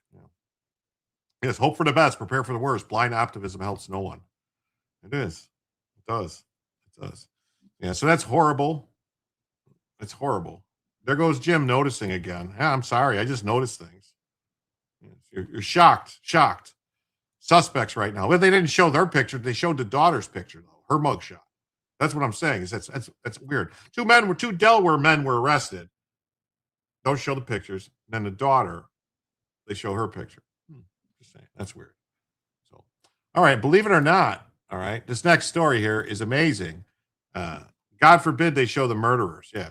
Gavin Newsom actually has some nice things to say about President Trump. Can you believe it? That was not on this news channel. They didn't show the guy's picture. No, that was on a different news. I'm saying on this local news program, they didn't show any. About encouraging people. I'm enthusiastic about encouraging people to get a Trump account. I think it's incredibly important. It's one of the best things he's done. And so we're here to encourage people to take advantage of this, to not fall prey to the politics or the cynicism or maybe even the fear that if I download a Trump account, somehow that means something. It doesn't. It just means something for your kid. It's not Trump's money. It's your child's money. He is so thirsty. And it reminds me a little bit of when Trump came up with the no tax on tips. Exactly. And then you had a lot of these Democrats who are like, oh, that's a really good idea. And then they pretended like Kamala pretended like she did it. Yeah. There no doubt about it. Yeah. Clearly, the polling on this must be very good if Gavin Newsom is getting behind it. And what I love about it isn't just that, you know, they're thinking about children. It is the most, you know, you talk about the elite, you know, an administration that's trying to dismantle elitism in so many ways. I mean, this means that working class kids can also have an account that so many rich kids, you know, naturally get when they are born. Many of their parents will start these accounts, and now every American has access to it. That's right. Every American has access to it now. Every American.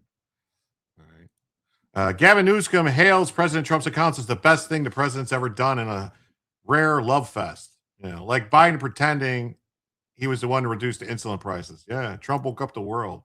Hopefully the savings account can be used for trade schools and not just colleges. Yeah, they said they can be used for anything. They don't even have to be used for colleges. Like they could just be like a retirement account.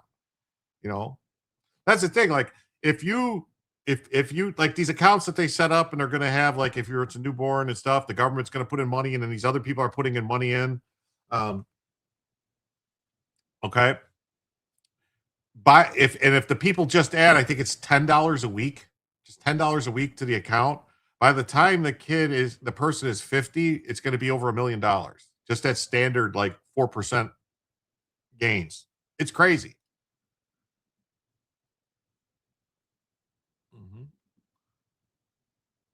So Newsom president, we saw that, so we're not going to watch that again. So Gavin Newsom praised Trump's popular Trump accounts that give free money to American kids, calling the policy one of the best things the president's ever done, in a rare moment of praise for his nemesis. So this is one of the most outstanding things this administration has done.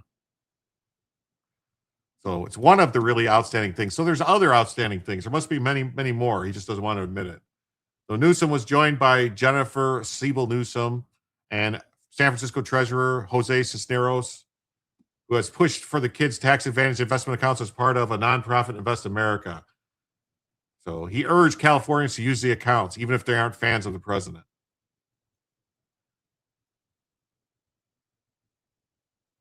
It's one of the best things he's done. It's one of the best things Ted Cruz has done. It's one of the best things Cory Booker has done.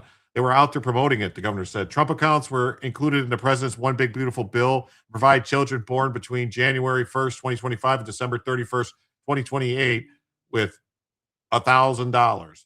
Parents, guardians, families, and employers can contribute up to $5,000 annually to the accounts, which compound significantly over the years. The accounts are one of Trump's more popular policy proposals, with 70% of American adults backing the idea. They're like baby bonds. Any U.S. citizen with a child 18 under can open an account, but the free $1,000 is only available to children born in a roughly 4-year window. Invest America and its partners are now working to secure philanthropic donations to expand the free seed money to more children. Yeah, Michael Dell and his wife committed $6.25 billion to seed the accounts for 25 million American kids in zip codes with median incomes less than 150K. And Gerstner estimated that if families contribute $10 per week, the funds could be worth as much as $1 million by the time the child's 55. See, I said 50. I was whatever. Starting in October, the accounts will be created automatically, so families don't even have to take any action. The math is very simple. I think the one universal philosophy is the American dream. California launched its own Cal Kids program 4 years ago that provides up to $1,500 for low-income children to support education and training. It's fantastic what he did with the accounts. Yeah, it is. It's great. Yeah, but $1 million will be worth $100,000 it is today. Well, we need an ass out Bella emoji. Well, yeah. Free money equals your tax dollars. There's so much fraud in government, especially blue cities. No, the money, that's the thing, Garfield, this money did not come from tax dollars. This money came from donations from private people. The accounts were set up by the government, but no money was put in by the government. The money was put in by private donors.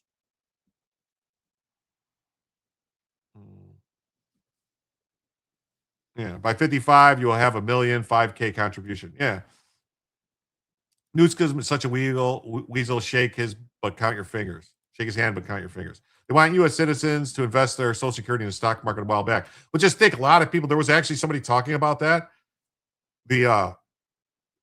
If George W. Bush were able to do what he wanted to do with Social Security, there would be people would be in a lot better position right now if all their Social Security money was going. Think back, it was like, 2004, 2005? They wanted to put Social Security in the stock market, let people decide to do it, let the money go in.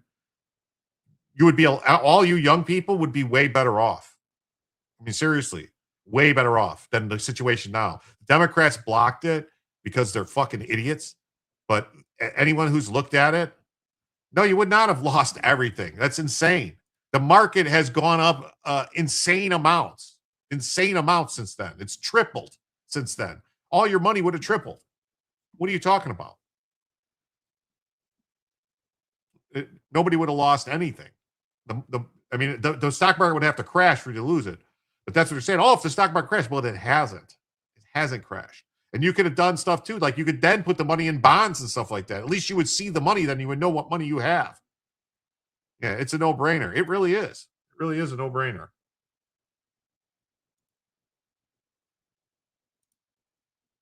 But whatever. I mean, they weren't going to, and that was the thing too, they weren't going to force anybody to do it. They would have gave people the options to do it. Yeah, 2008, they would have cashed out and taxpayers lose. I don't know. Yeah, that was Bush 43's goal when 9/11 happened. It was forgotten. Well, he tried to do it. But the Dems fought him too hard. Can you imagine what could have got passed with no relentless rhinos in the House and Senate? We could nuke the citizenship crap, regulate property assessments, lower rates. Yeah.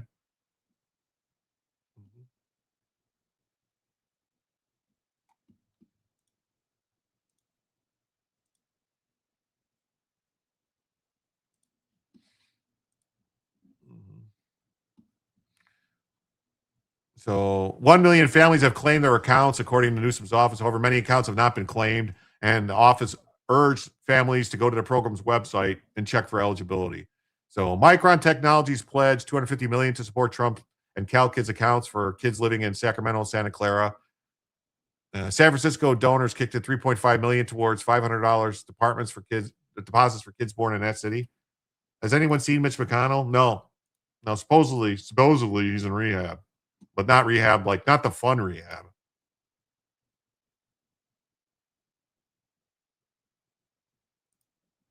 Not the fun rehab. He's in the not so fun rehab.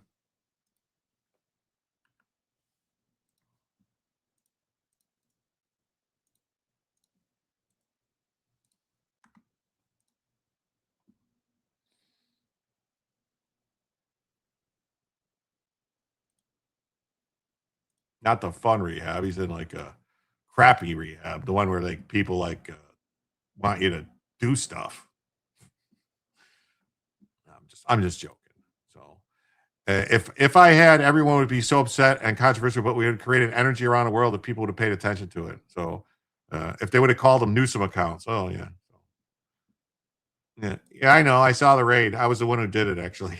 Ruby King is rated to stream. There was only 2 people over there watching. I'm a mod, so I just sent him over here.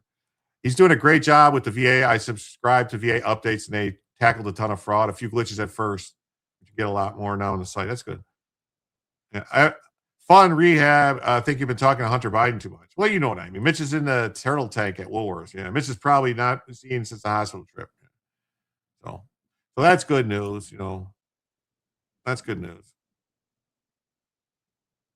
So, and this says, Gavin Newsom praises Trump accounts and First Lady fostering youth events.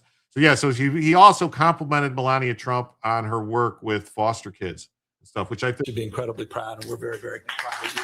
Governor Gavin Newsom celebrating after he announced families across California have officially activated 1 million state-backed CalKids investment savings accounts setting aside money for kids' futures to be used for their college and career training. It's a milestone of sorts, and it's progress. Here's how CalKids works. Eligible low-income students automatically get $500 upon their families claiming an account. Foster youth can get another $500. You guys do realize what he did here. They set up, Trump did this stuff. He's Pelosi's nephew. Yeah. Trump, the big, beautiful bill in Trump's first year last year that they passed, then Newsom basically like had California pass the same fucking thing. Just like the no tax on tips they tried to copy. And eligible homeless youth can get an additional $500 for a total of $1,500. For newborns, eligible children born on or after July 1st, 2023 can receive up to $100 automatically, plus another $25 if their family claims the account. Families can also add their own money to the accounts, allowing the funds to grow over time.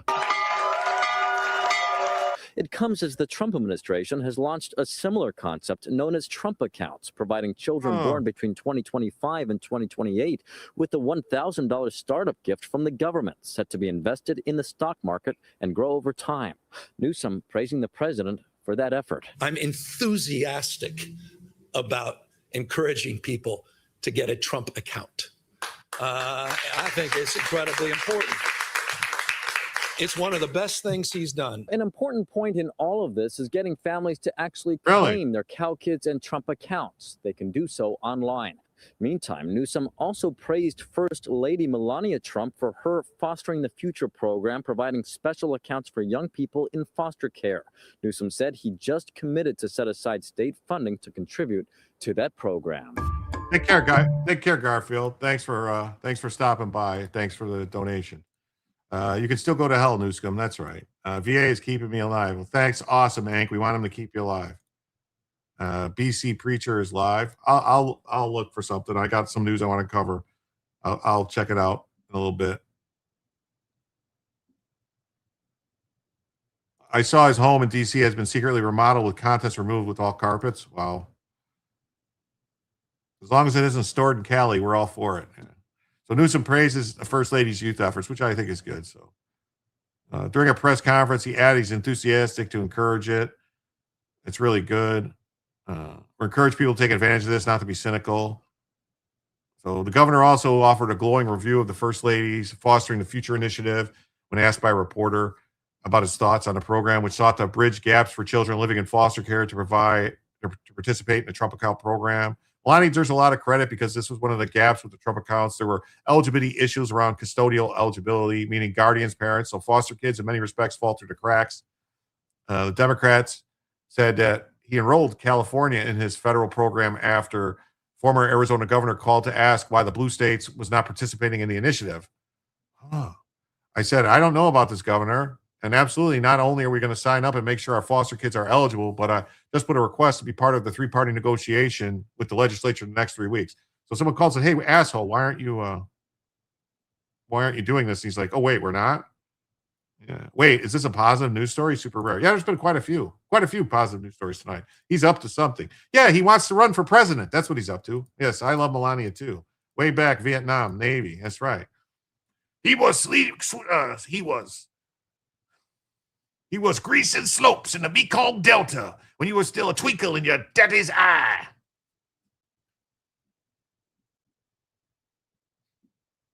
Love the positive news. Well, I can't create the news. I can only report on it.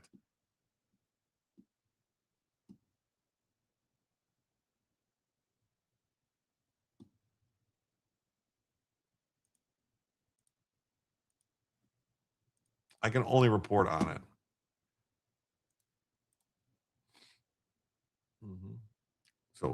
So the horror. Love the smell of napalm in the morning.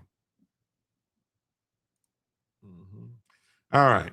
And then next story we got here. Iran signals openness to diplomacy as war remains stalled. Well, I thought they said they wanted to fight it out with us and all this stuff. That's what I heard. That's what someone told me, that Iran was winning. Iran's president's defending the U.S.-Iran memorandum of understanding as a potential route out of the 6-month-old conflict. So the memorandum of understanding that Trump tried to get them to agree to before, now they're saying they'll do it. He's only looking to store it and borrow from it or use it as a way to manipulate money figures for illegals is my guess. It could be. And I thought the war was over the first week. I don't know.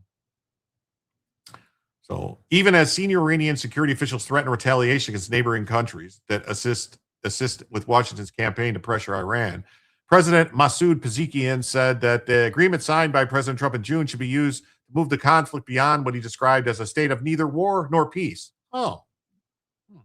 There's not a single provision that amounts to capitulation. The memorandum established a 60-day deadline.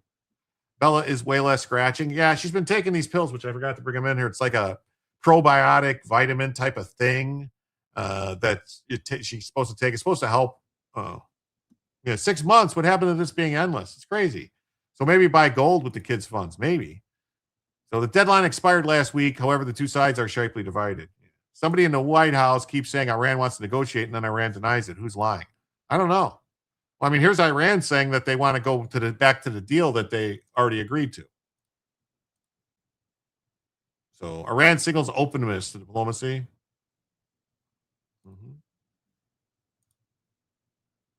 Iran officials support new sanctions would be an act of war. Oh, so wait, so which is it? New sanctions are an act of war, or is it something else?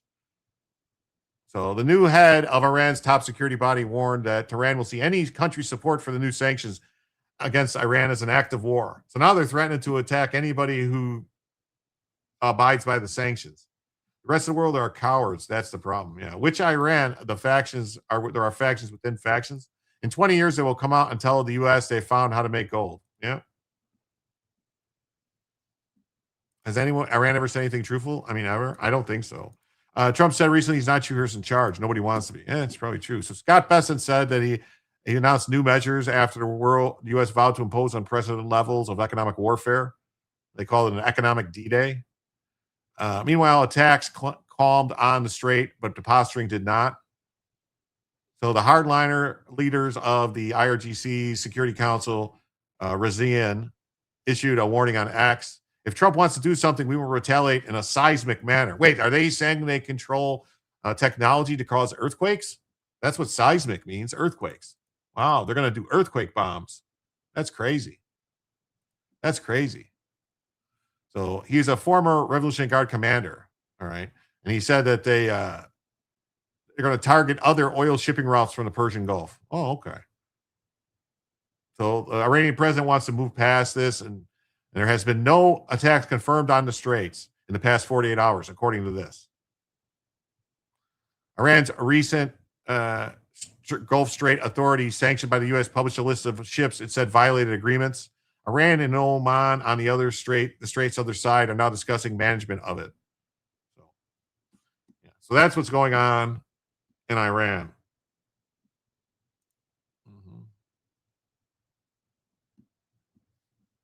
And then the next story of the evening is about the bar, the ABA, the American Bar Association. Attorney David Clements torches the legal establishment after Education Department moves to strip the corrupt American Bar Association of its power to accredit law schools. The bar is one of the most corrupt entities on earth. Hellos, how you doing? Dusky, great to see you. Never grew up, never surrender. That's right. The U.S. Department of Education on Friday recommended stripping the Bar Association of its long-standing authority to accredit nearly 200 law schools across the country. According to the leak, the 500-page staff report concluded that the group is not sufficiently separate and independent from the larger ABA, operates like a cartel, and has injected its own political ideology into the process. You don't say. You don't say. They're political. You don't say. Assistant Secretary David Barker put it bluntly, when there's no competition, accreditors feel free to inject their own political preferences, their own ideologies into the work that they do. The ABA has held a near monopoly since 1952 over which law schools can access federal student loans and which graduates can sit for the bar in most states. This follows years of ABA pushing illegal DEI mandates on law schools, requirements that force race-based preferences and biasm, racism, and cross-cultural competency indoctrination, even after the Supreme Court gutted affirmative action. How else would Fannie Willis get a law degree? Well, that's true. That's true. The Trump administration has been dismantling this rot step by step, and states like Texas and Florida have already moved to sideline the ABA. Attorney and election integrity fighter David Clements responded on X with a powerful account of how the bar has been weaponized against patriots who dare speak the truth. I've been subjected to 6 investigations by my state bar over the past 6 years for advocating against COVID tyranny and rigged elections. Despite prevailing against my accusers, my license holds virtually no value unless and until corrupt actors are brought to justice, and those that have been harmed are restored and publicly vindicated. A mere Google search invites baseless attacks and prejudice from opposing counsel and judges every time I enter into a case. As a result, all potential clients are harmed by proximity to me before I get a foot in the door. Each year, attorneys must take CLEs, continuing legal education courses, infused with DEI woke ideologies, and pay substantial sums of money to practice their trade.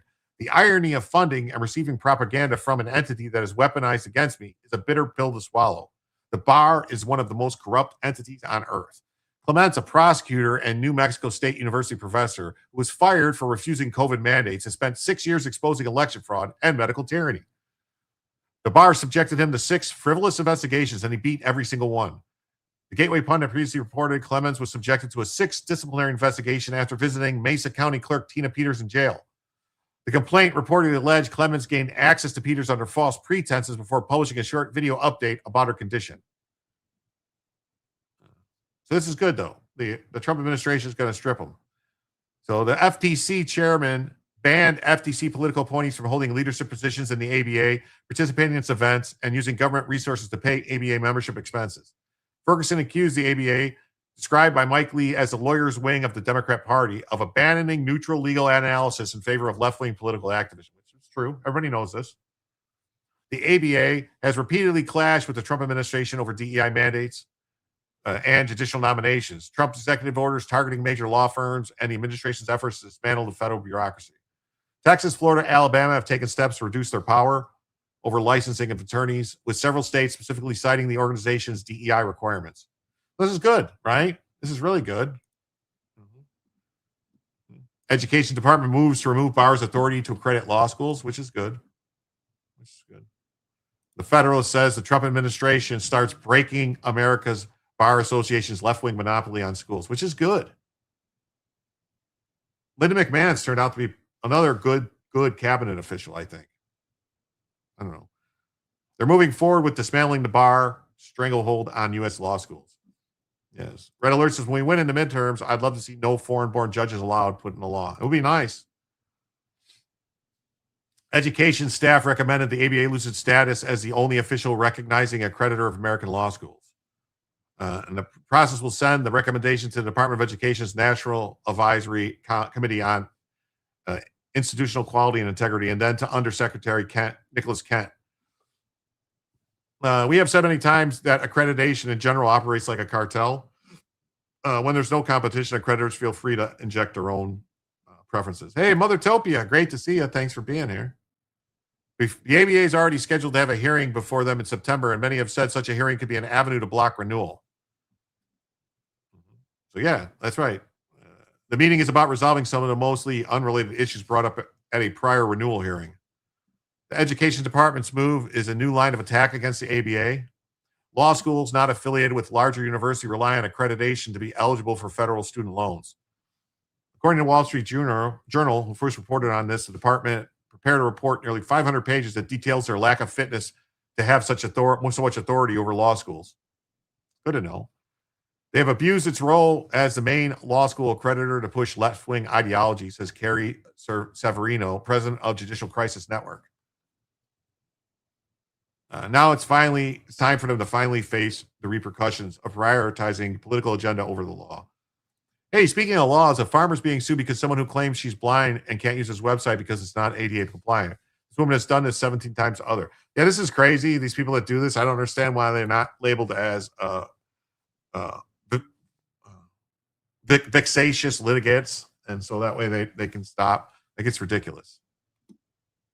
So the ABA has been attacks have been mounting from outside and from inside. The Trump administration is targeting university accreditors generally, but because of their activism. Yep.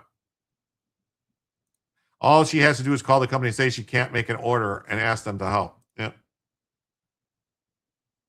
You're wondering how it can be lawful? I don't think it can be lawful. I mean, the website, first of all, the website, your phone or your computer would do the thing to actually speak to you. Despite the fact that the ABA has claimed to stop some of its more overtly discriminatory requirements, such as affirmative action hiring or DEI programming for schools, those overtures are simply biding their time until a demon rat administration comes back. Yeah. How does she know if it's there? And is she deaf as well? That's crazy. So, same thing from Fox Business. It says Trump administration takes steps to chip away at the ABA, which is good. We need to get rid of it. All right. We got some crazy stories here now. Some crazy stories here. Crazy stories here.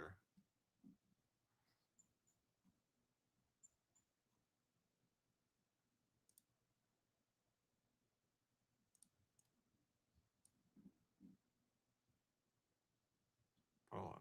Where are we at?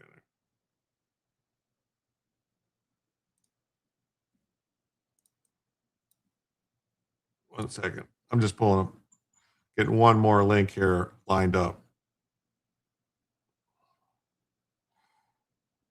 There we go. All right. So this is what we got going on now. We got these crazy commies. All right. Look at this. The best argument for taxing and raping billionaires is their kids. This DSA rich girl, Lululemon, defends wealth. Have you all never heard of noblesse oblige? Yeah, this is the her lawyer told the farmer to pay her $20,000 will be settled. Fuck that. Don't pay him nothing. Trump really needs to take away the AMA's ability to restrict the number of doctors we have. Yes, definitely. The farmer got a lawyer and he wants to fight. Good. Who's his lawyer? I really doubt she's blind. She's an extortionist, probably.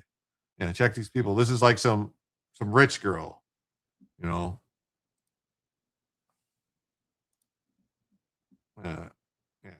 Rich DSA rich girl Lululemon defends wealth.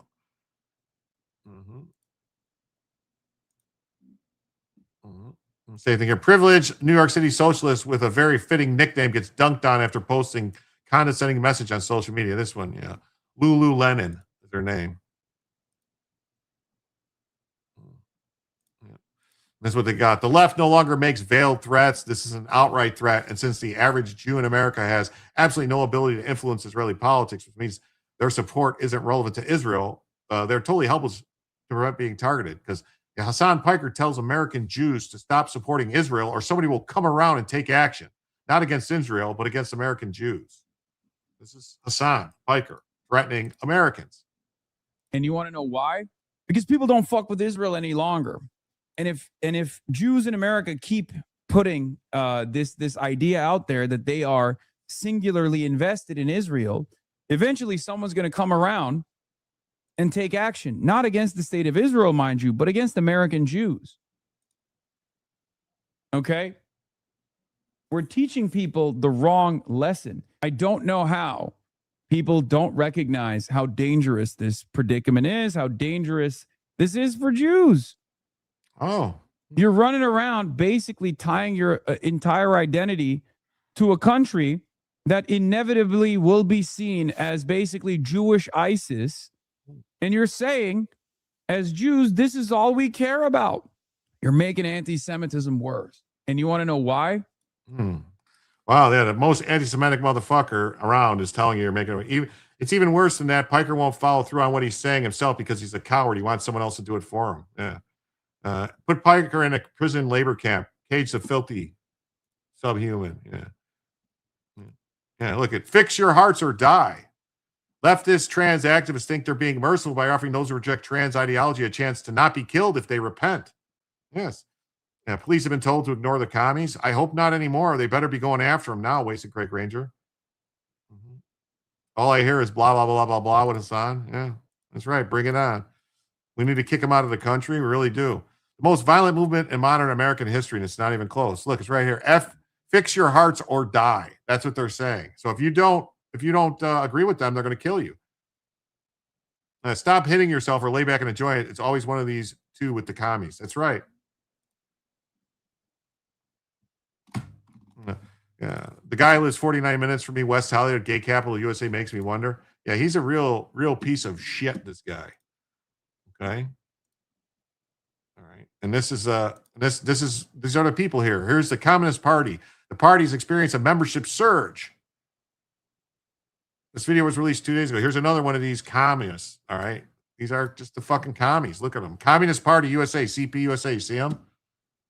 The party has experienced a bit of a membership surge in the last couple of years, most notably during the first election of Donald Trump and also following the candidacy of Bernie Sanders. And we have a lot of new people to the movement joining, young people joining, and they're coming in with little experience sometimes into a party where we have a lot of comrades who have a lot of experience, sometimes lifetime communists like yourself. What can both of those groups of people learn from each other as we develop the party in this new stage? We've always seen the young generation as the spark of the revolutionary movement, and that's where the energy comes from. The party has experienced a bit of a membership surge in the last couple of years. All right. That's crazy, right?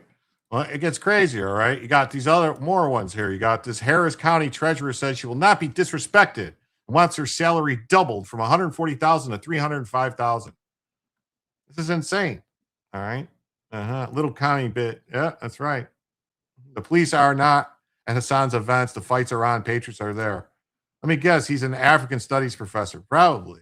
Under Harris County's proposed budget, most countywide elected officials, including all 8 constables, will make $305,000 a year. Glasses are distracting. Yeah, she looks like a cheap hooker. Yeah, cannot take any adult who thinks those glasses make sense. Yeah, take them serious. Comrades, that's right. So they have a budget shortfall already of $181 million. They want salary increases for $305,000. So 8 constables, county attorney, district attorney, county clerk, district clerk, tax assessor. The residents will not be allowed to vote to reject the new salary increases. The final vote will be made by the commissioners. The same people who already approved their salary increase will vote against to finalize them. Everyone will be making $305,000 a year from taxpayers. This is what organized crime looks like. This is crazy. I'm asking for an increase of my salary to $305, just like the other county-wide elected officials. That's Harris County Treasurer Dr. Carla Wyatt, who's had some legal troubles of her own. Today, she asked a 9-member citizen committee to more than double her current salary of about $140,000. J1 here with KPRC. Now that $305,000 isn't some random number. Under Harris County's proposed budget, most other countywide elected officials, including all 8 constables, would make $305,000 a year. That's more than the salary of the Texas governor or the U.S. vice president. Wyatt was left out, though, which is why she filed a grievance. Don't intend to be disrespected. The county officials say commissioners have been reducing the responsibilities of her office and trying to remove her position altogether. In the end, the citizen committee voted 6-3 to raise her salary by 30%. But the commissioners don't have to take any action.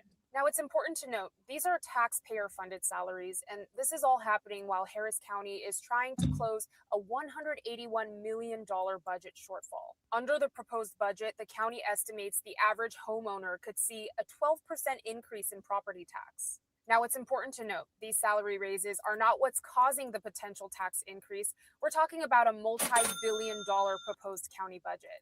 But the salaries are paid with public money, which is why taxpayers are questioning the priority. Increasing salaries just for the sake of pay parity for anyone is a ridiculous justification. And Wyatt's record in office is also part of the debate. Earlier this year, county auditors had flagged 2 fraudulent checks her office had reportedly processed. So commissioners later moved the fraud prevention function to the Office of Management and Budget. And they're seeking action from the Texas legislature to abolish her position altogether. If that process moves forward, voters would have the ultimate say on whether the treasurer's office should stay or go. Wyatt is also facing a pending DWI charge in Galveston County. That was her 3rd arrest since being elected in office. Wyatt is also running for re-election in November. Harris County elected officials have already forced this through, their increase in their salary. Take a look at this, and it's more than just who they're talking about in this video. Yeah, so $305,000 for this is ridiculous. That's not. They want to double their salary and take 80% back for a legal deportation fund. That's right. State taxes for Texas would be next. Yeah, that's what they're trying to do. 100%. Yeah. So anyway, guys, we're at 2 hours in the show, and I hate doing this. I don't like doing this, but this is crazy. But we're still 44 away from adding an additional hour. And we got I think we got a half hour left on the goal. Yeah, 28 minutes. So just saying, if you guys want another hour, it's up to you what you want to do.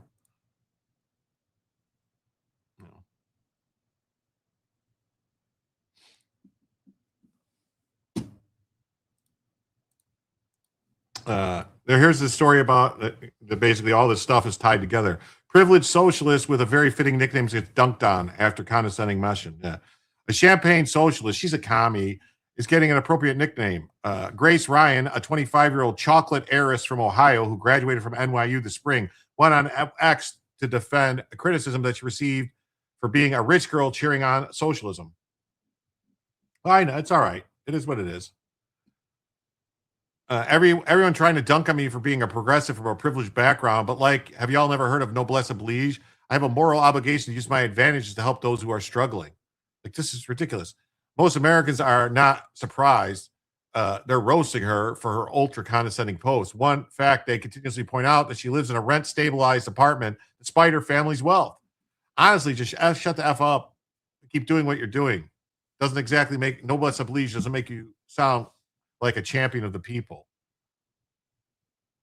Does it sound like you? Many of the loser children of my wealthy friends who see no way to emulate the success of their parents have gravitated towards mondamism and found community and sense of purpose by rejecting capitalism's way to cope with their own failures.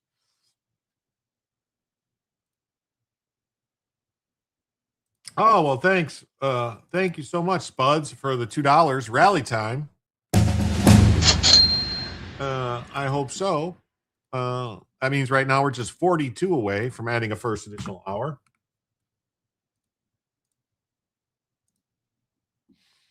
Oh, look at that. We got 5 gifted memberships from JimTellsYou Ojimbo, which means right now, folks, we are just $12 away from adding a first additional hour to the show. Thank you so much, JimTellsYou Ojimbo. Let's see who got those. It says SB Farmer received a gifted membership. United Spacers Alliance, that's Tim, Kelly Hall, DJ Gravy Mix, and Helen Tuma all became members of the JimSomniacs thanks to JimTellsYou Ojimbo. Thank you so much, JimTellsYou, for your generous donation. Keep some illegals in your apartment, no bless. Yeah, there you go. So did you ask Chappie D to write the most condescending, entitled, self-righteous posts, you champagne socialists?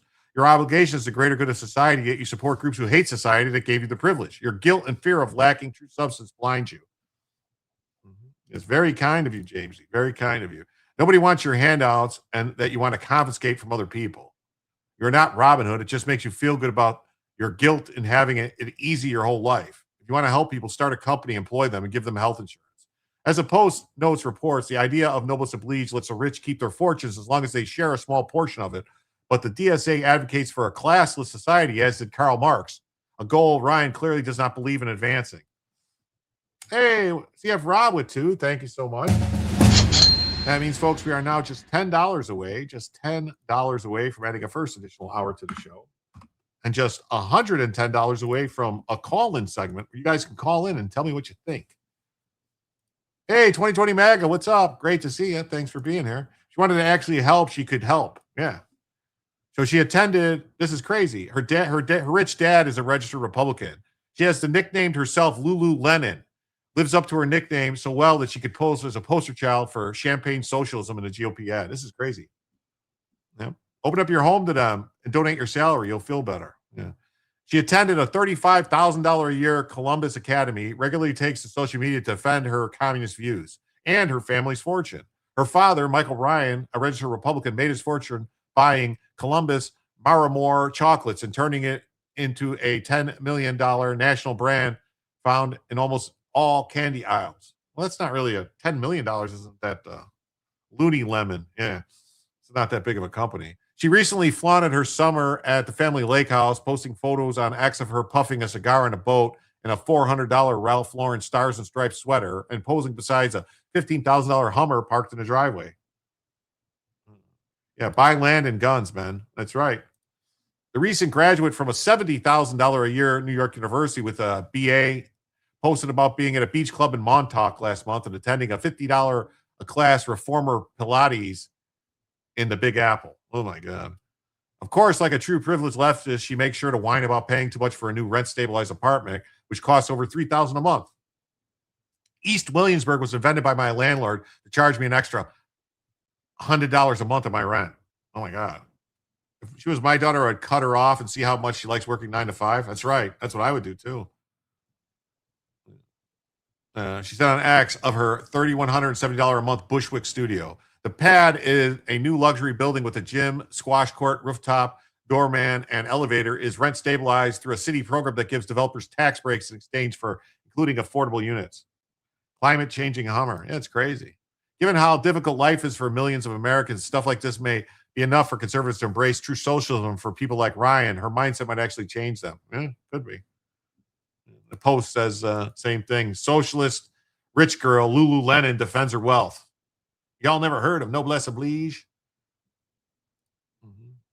So Lululemon said rich people like her have an obligation to help the less fortunate. So yeah, she graduated from NYU and worked as an organizer on Brad Lander's congressional campaign. She's one of the most shameless members of the DCA. She's a straight commie. She thinks she's going to be in charge.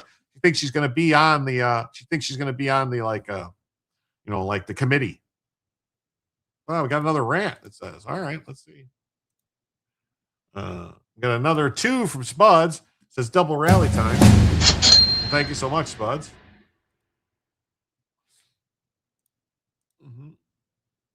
Now that means we are now just $8 away from adding a first additional hour to the show.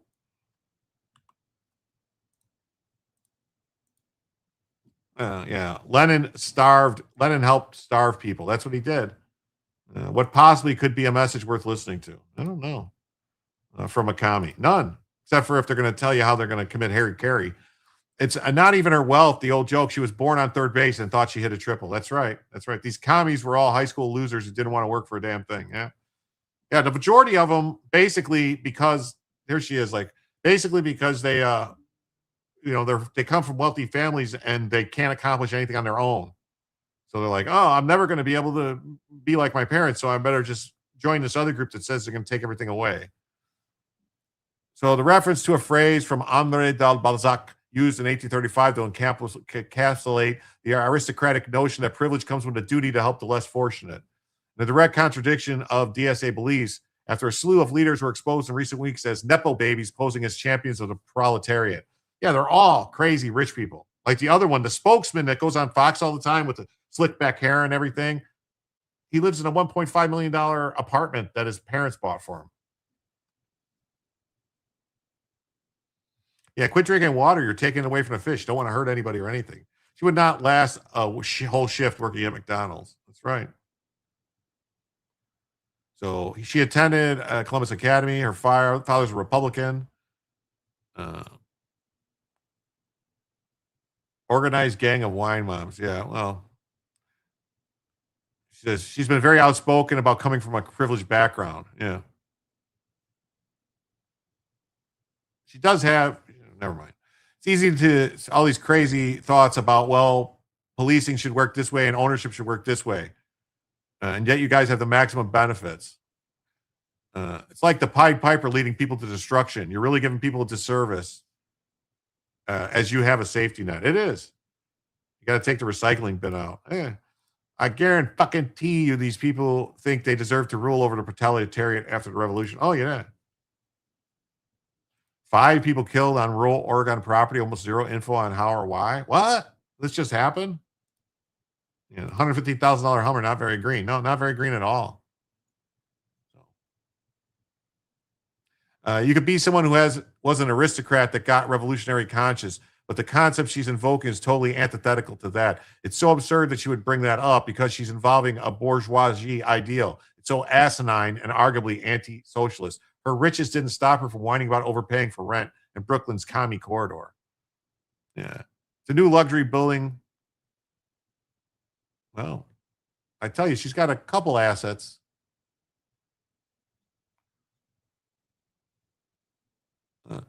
They're literally pricing longtime New Yorkers out. Everything they do will actually hurt New Yorkers. So spare me the noblesse oblige. At least these old communists had to seize the wealth first. Today's laptop latte commies already have mom and dad paying the bills while they cosplay as revolutionaries to put the boot on the neck of working people. I can use a Hummer, but not for $115K.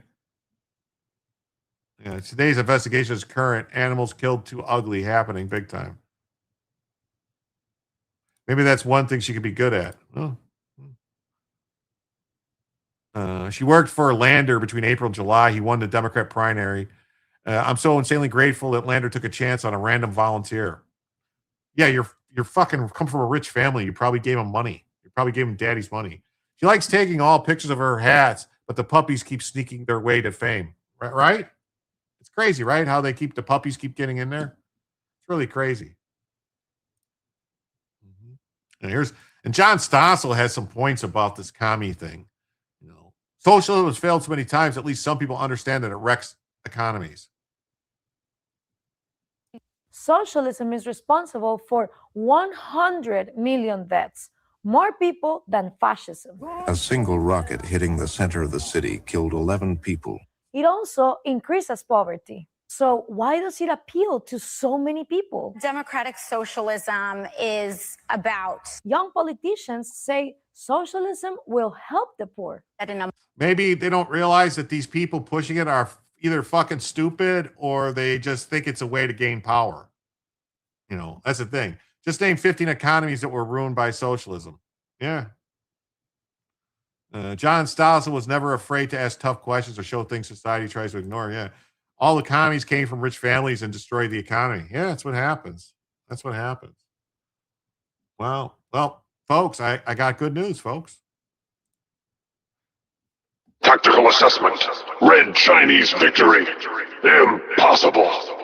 America will never fall to communist invasion. Communism is the very definition of failure.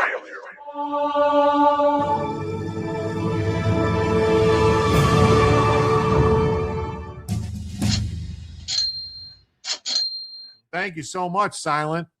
Right? Slyant for the 10. Tell him, Jim. Well, thank you, Slyant. And with that, folks, that means we are now just 98 away from a second additional hour and a viewer call-in segment. That's right. If we hit this next $98, I will put the phone number up for the Google number and people can call in. And we will do a second additional hour, obviously, at that point. And people can call in. Little added bonus for y'all. See how that works. See how everybody likes it. So thank you so much. Silent but deadly. Was it not? You guys didn't hear it? Wasn't good enough? Oh wait, wait a minute. I wasn't playing this. Oh my god. Oh, was I playing this? I'm not into mustaches, but Stossel is a boss. Yes. Thank you for the rant. Thank you so much. Yeah. So we're currently. Let's see here. We still got 15 minutes left on the first one. So you were good. Florida just put a law into that childbearing required to learn about the dangers of communism starts this fall. Yeah, in schools now, and starting out in like elementary school, you got to learn about the horrors of communism. I learned about the horrors of communism when I was in school. We talked about all this. Maybe that's because there was still a Cold War going on, but I don't know. Modern, moral, and wealthy society. No person in America should be too poor to live. That's what I think. That seems simple. Seems pretty simple. Don't they know that socialism creates more poverty? The oil-rich country is now leading Latin America in what is called acute malnutrition. Even people who understand that socialism is bad for the economy may not know that socialism almost always leads to violence. Always leads to violence. It always leads to violence. Name one socialist communist state that hasn't led to violence. Name one. Name one. I have more good news, folks. We had Tim Lorsung. Tim Lorsung just donated $10 on PayPal. Thank you so much, Tim, for the 10 on PayPal. That means we are now just $88 away from a second additional hour and a call-in segment. Thank you so much. Person still pushing illegals. Yeah. Children, not childbearing. Yeah, children. Yeah, children have to learn it. I'm impressed by AOC's busting butt, but I wouldn't pay for her nonsense. Yeah. We have a cold civil war going on. Well, it's not too cold. There's a lot of crap happening. The Catholic schools I attended were more patriotic than most public schools. Yeah, totally. I'd have to just go to bed an hour early, y'all, especially Slyant. Well, thank you. Yeah, thank you all. So let's see here. So yeah. 120 people were killed during 2017. Why does socialism lead to violence? Socialism gives absolute power to the state. No one is allowed to own private property or trade. Yet everywhere under socialism, people still do. Marianne is able to find a listing for diapers. The black market online price is almost $10 cheaper. People have to trade in the black market to survive. But then government gets violent. They throw. Yeah, if anybody tries to make a market and do stuff, the government will come in and try to kill you and take it away from you. So AOC should be riding a mechanical bull in a bar, not sitting in Congress. Yeah, totally. Well, this is great. This is great stuff. This is a great. Oh, some of them in jail. My father was a political prisoner for almost a decade because he's in his 20s, sold soaps and perfumes, and did not want to relinquish all his profits to the government. Capitalism sucks. Fuck capitalism. Today in America, capitalism is. I mean, look at this. These people are singing songs trying to make money on YouTube taking advantage of capitalism and telling them how it sucks.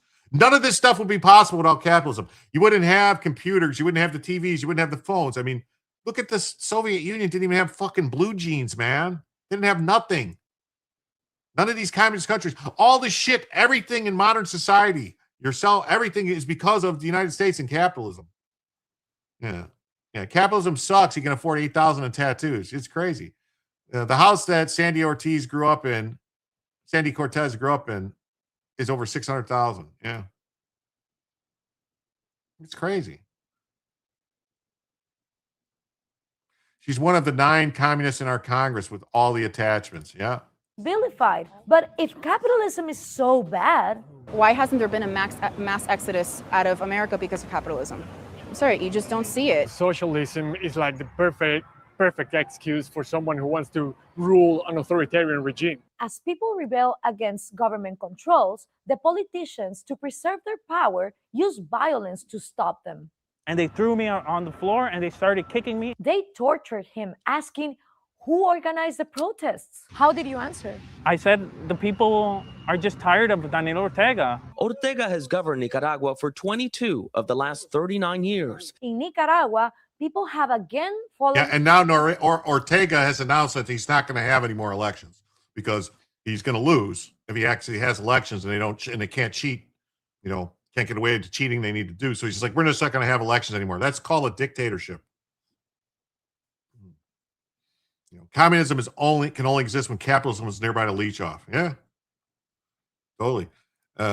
These clowns are talking elimination of our Bill of Rights. Yeah, they are. It's crazy. It really is. It's crazy. It's crazy talk. Crazy talk. It really is. It's beyond ridiculous. And the fact that people are falling for it scares me. It really does. That people could be this Stossel's man on the streets is a good hire. Yeah. Fleeing communism illegally to vote for communism. Yeah. Eliminate our Bill of Rights, it destroys America. Totally. For Daniel Ortega and his socialist promises. ¿Cuál es la alternativa? But under his policies, Nicaragua has gone from one of Central America's safest countries to one of the most dangerous. In Venezuela, where there are similar protests, this man was a mayor in Caracas. The Minister of Interior Affairs was calling me several times a week, asking me to use the police department that I was in charge of to go against protests in Chacao.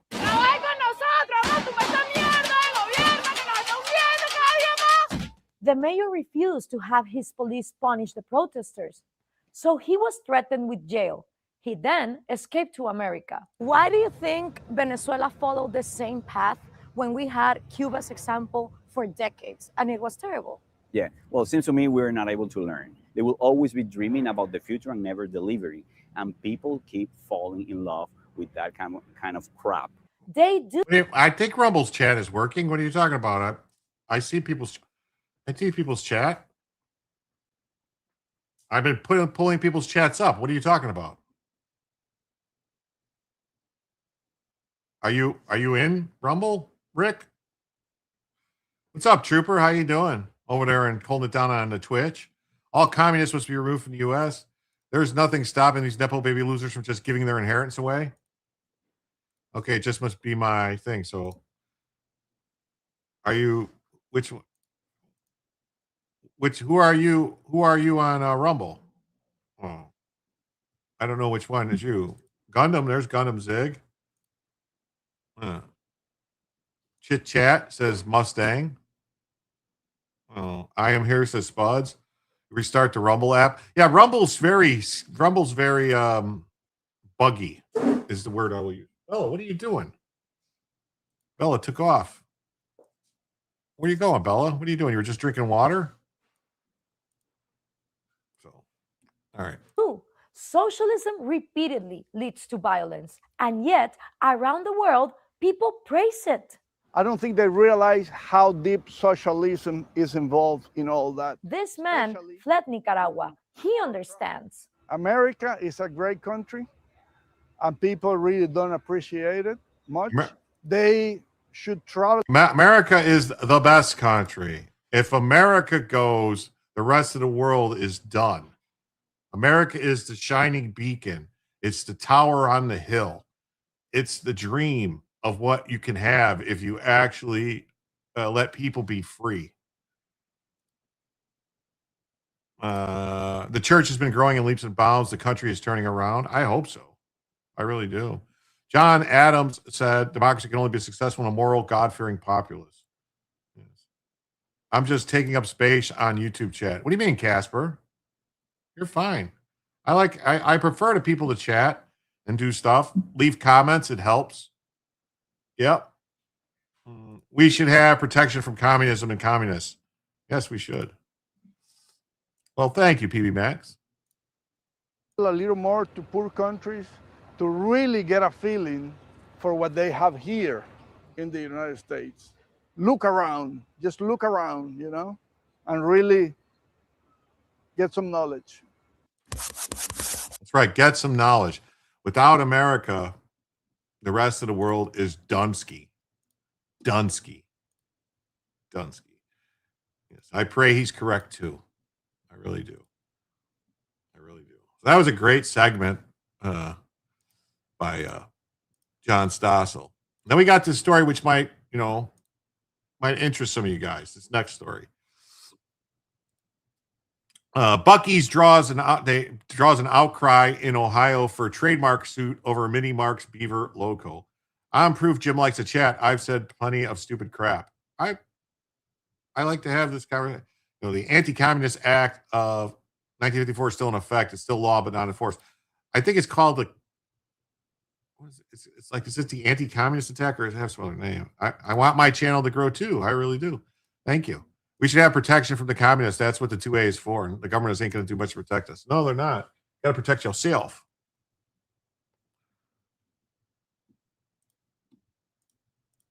So Buc-ee's chain draws outcry in Ohio for launching fight over the Beaver logo. A lip-licking alligator, a smiling moose, and a hat-wearing bear are among the many cartoon animals to have them found themselves in the crosshairs of Buc-ee's, the popular Texas convenience store chain that has a penchant for protecting its buck-toothed beaver. My middle name is stupid crap. My parents are dumb. Well. But now Buc-ee's has set off a Buckeye backlash across Ohio and beyond after taking on the Beaver in the city of Beaver Creek. It's yet another Buc-ee's limited trademark infringement lawsuit. Supporters of Beaver's Minimart have attacked Buc-ee's online and boycotted the stores. And the Minimart's home city passed a resolution making the Beaver an official part of its history. Well, trademark is a federal thing. The city can't do shit about it. British comedian John Oliver's even weighed in. Oh, of course, John Oliver hates America. He's a fucking commie, and he needs to stay the fuck out of our business. The Communist Control Act of 1954. Yeah, it's an American law signed by Dwight D. Eisenhower. Yeah, outlawed the Communist Party. Yeah, but they're still here. We still have the RevCom USA. We have the DSA, which is the same fucking thing. We have the Party for Socialism and Liberation. It's the same fucking thing. They criminalized membership in support of the party. Yeah. So on an episode, John Oliver detailed Buc-ee's history of trademark lawsuits. Buc-ee sued Beaver's Minimart. And then in late July, 4 months after the chain, known for its extensive food offerings and massive restrooms, opened its first Ohio store less than a half hour's drive away. I mean, this is just known. Like a lot of other places did this too. And I believe Burger King, went other like burger places, In-N-Out, Whataburger, like different stuff. They did a lot of these things other places. Buc-ee's argues the shop's Beaver logo too closely resembles the store giant's branded Buc-ee's Beaver. The Texas-based company asked for a jury trial in federal court. Like, it's a federal issue. They have a federal trademark. So it's all going to depend on, what can happen. Buc-ee's claims a right to protect its valuable logo. The Beaver's Minimart occupies a long, low building with a shingle roof at a suburban intersection. In contrast, the new 74,000 square foot Buc-ee's off Interstate 70 near Dayton has 100 gas pumps, 24 vehicle charging stations, and 700 parking spots. Gus Hall ran for president a number of times. Yeah, who was a member of the Communist Party was also John Brennan was a member of the Communist Party. I believe Jim Comey was too. A turd by any other name would still smell. Buc-ee's bathrooms are awesome, and there's 100 gas pumps that are usually full. Yeah, they had that mascot before Buc-ee's even began. Okay. I've been in that Minimart. It's pretty cool. It was near some friends that used to live in Beaver Creek. Okay, I'm not taking a position on this. I'm just saying they might be screwed if they didn't have a trademark on it. If they didn't actually register the trademark. While preparing to enter the state fair in February, Buc-ee sued Northern Ohio Holding Company for Mickey Mart gas stations, arguing it's Mickey the Moose can be confused with Buc-ee. A moose is not a beaver. Uh-oh. So the Buc-ee's beaver logo features the face of a beaver with buck teeth wearing a red ball cap. Customers have been critical of Buc-ee's decision to target the much smaller store. There was a truck stop where I grew up called Betty Beavers. Yeah. Buc-ee's near Houston has the longest car wash in the U.S. I love Buc-ee's, but I don't plan on going back until they start making better decisions. Oh, look, it's the D-Rhino, Mike D-Rhino, governor. He called the lawsuit absurd. He called targeting a beaver name business a little spiteful. License plates from 3 states were visible in the parking lot. Buc-ee's has defended the lawsuit as protective of its trademark. Well, here's the thing, too. Like, if Buc-ee's don't sue, then they lose protect. You have to take legal action. So they might be suing and they might just come to some kind of agreement with this company. But they have to file the lawsuit. Otherwise, they can lose their trademark protection. I had no idea they were parody Buc-ee's. Yeah. Brennan probably still is like Mandami. He's a Muslim. Yeah. 34th President of the United States statement upon signing the Communist Control Act. Yeah. An act to make it illegal the Communist Party and prohibit members organizing from serving in certain representative capacities. Yeah.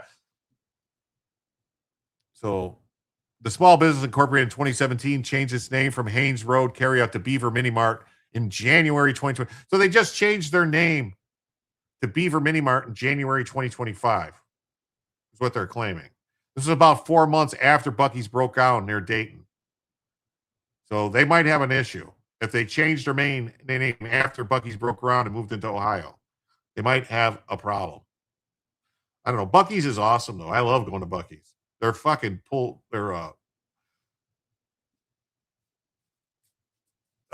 beef brisket is amazing. Especially because it's a truck stop type gas station. So recognizing a conflict, the company said it repeatedly attempted to reach them without success, so it was forced to sue. They've since issued a statement, though without addressing the company's concerns on the merits of the lawsuit. We want to say thank you to the community and the entire country for supporting us in our business. So this guy probably purposely did this. The pulled pork is yummy. Yeah. This guy, it sounds like they purposely changed the name to fuck around. And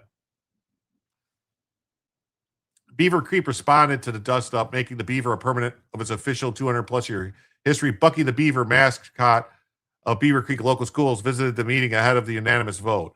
On social media, images lampooning the fight are rampant. One showed Ohio State University football mascot Brutus Buckeye tackling the Buc-ee the Beaver. No big trucks allowed at my Buc-ee's. American people are determined to protect themselves and their institutions against any organization in their midst, which, according to be political parties, normally accepted meaning. It's actually a conspiracy dedicated to the violent overthrow of an entire government system. Yeah, our form of government.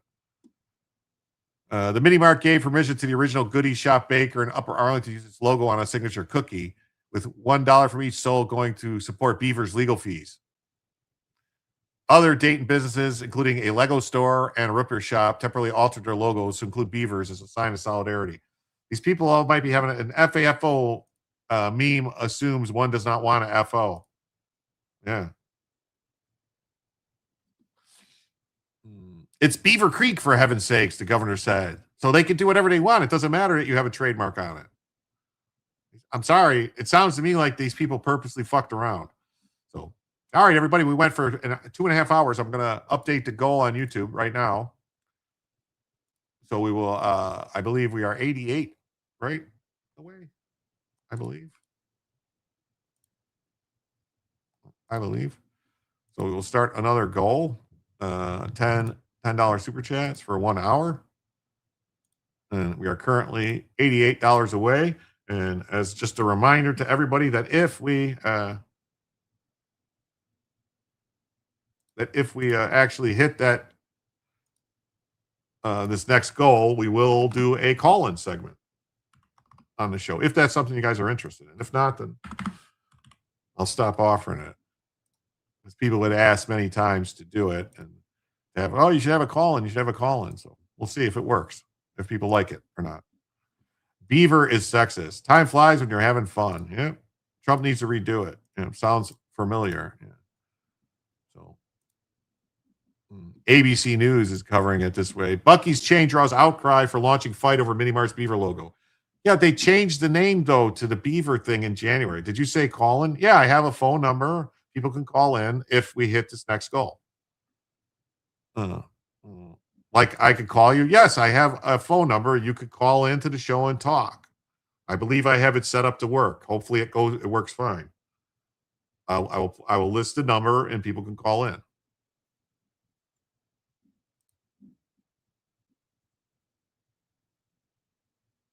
Well, of course, there's a commercial. That's a long commercial, 27 seconds. So a lip-licking alligator, a smiling moose. Oh, this is like the same exact story. We'll talk for a minute while we wait for this. We'll talk for a second while we wait for this commercial to get over. Yes, lol. Yeah. So that's a lot to process. Well, I'm just saying, I don't know. People kept asking. They wanted, oh, you should do a call and you should get a number for people to call in. I said, oh, fine. I did some work to get it done. Let's get you caught up right now. A Texas judge will continue hearing testimony today over Carmelo Anthony's bid. This is not the story, you motherfucker. The 19-year-old was convicted and sentenced to 35 years in prison for justified and plain and simple with the crash that killed two. Was that actually going to talk about the conduct and neglect of a ship off? This comes just 1 week. No, they don't even have it. Oh, you got to be kidding me. So it's a trademark infringement lawsuit. Yeah, we know this. So they have to do this. Boycott Buc-ee's. We'll see. Whatever. So, all right. Next story we're going to jump into. All right. I know a lot of people have have issues with the data centers, different reasons. ABC is covering the Buc-ee situation. Must be a slow news day. Brand the call-in perk. You tell Jim. Yeah, something like that. We can see if people want to do it. They need a new TV show. Leave it to Buc-ee's. Yeah.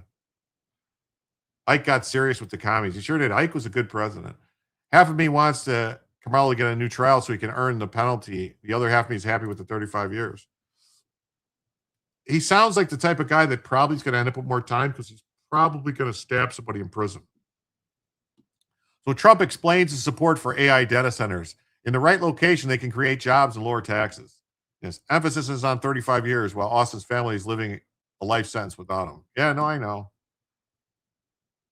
President Trump threw his support behind the AI data centers, explaining that if developers pick the right location, they can help create jobs, lower taxes, and bring in money. While taking questions from reporters at Joint Andrews Base, Trump was asked how several Republicans running in the midterms have come out against the AI data centers. That's right. Jennifer says, please like, comment, share, and follow Jim Tells You on Rumble. That's right. You know what else you guys can do? If you like Buc-ee's, you like food, you like beef, you guys should check out the king of biltong at biltongusa.com. All right. He's got excellent meats. He's a big supporter of the show. All right. He really is. All right. And he's got awesome biltong, Wagyu Angus, peri peri. If you like a little spice, you can get some ghost pepper or Carolina Reaper if you like a lot of spice. And if you like other things like sausages, he's got cabanasi and drawers. He's also got the farmer's sausage stuff, Boer Wars, and he's got ribeye steaks, and he's got chicken and all types of smoked sausage, hot dogs. He's got cakes, candy, snacks, and cookies from around the world. So head on over to www.biltongusa.com and use promo code Jim, and you'll save 10%.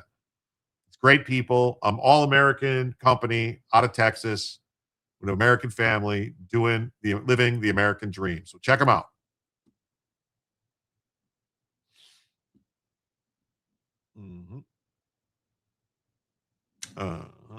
Sorry if I missed it, but what do we think about Trump importing 300,000 tons of beef to reduce local beef prices? I think it's a good idea. I mean, we are at a 75-year low on beef in the country right now.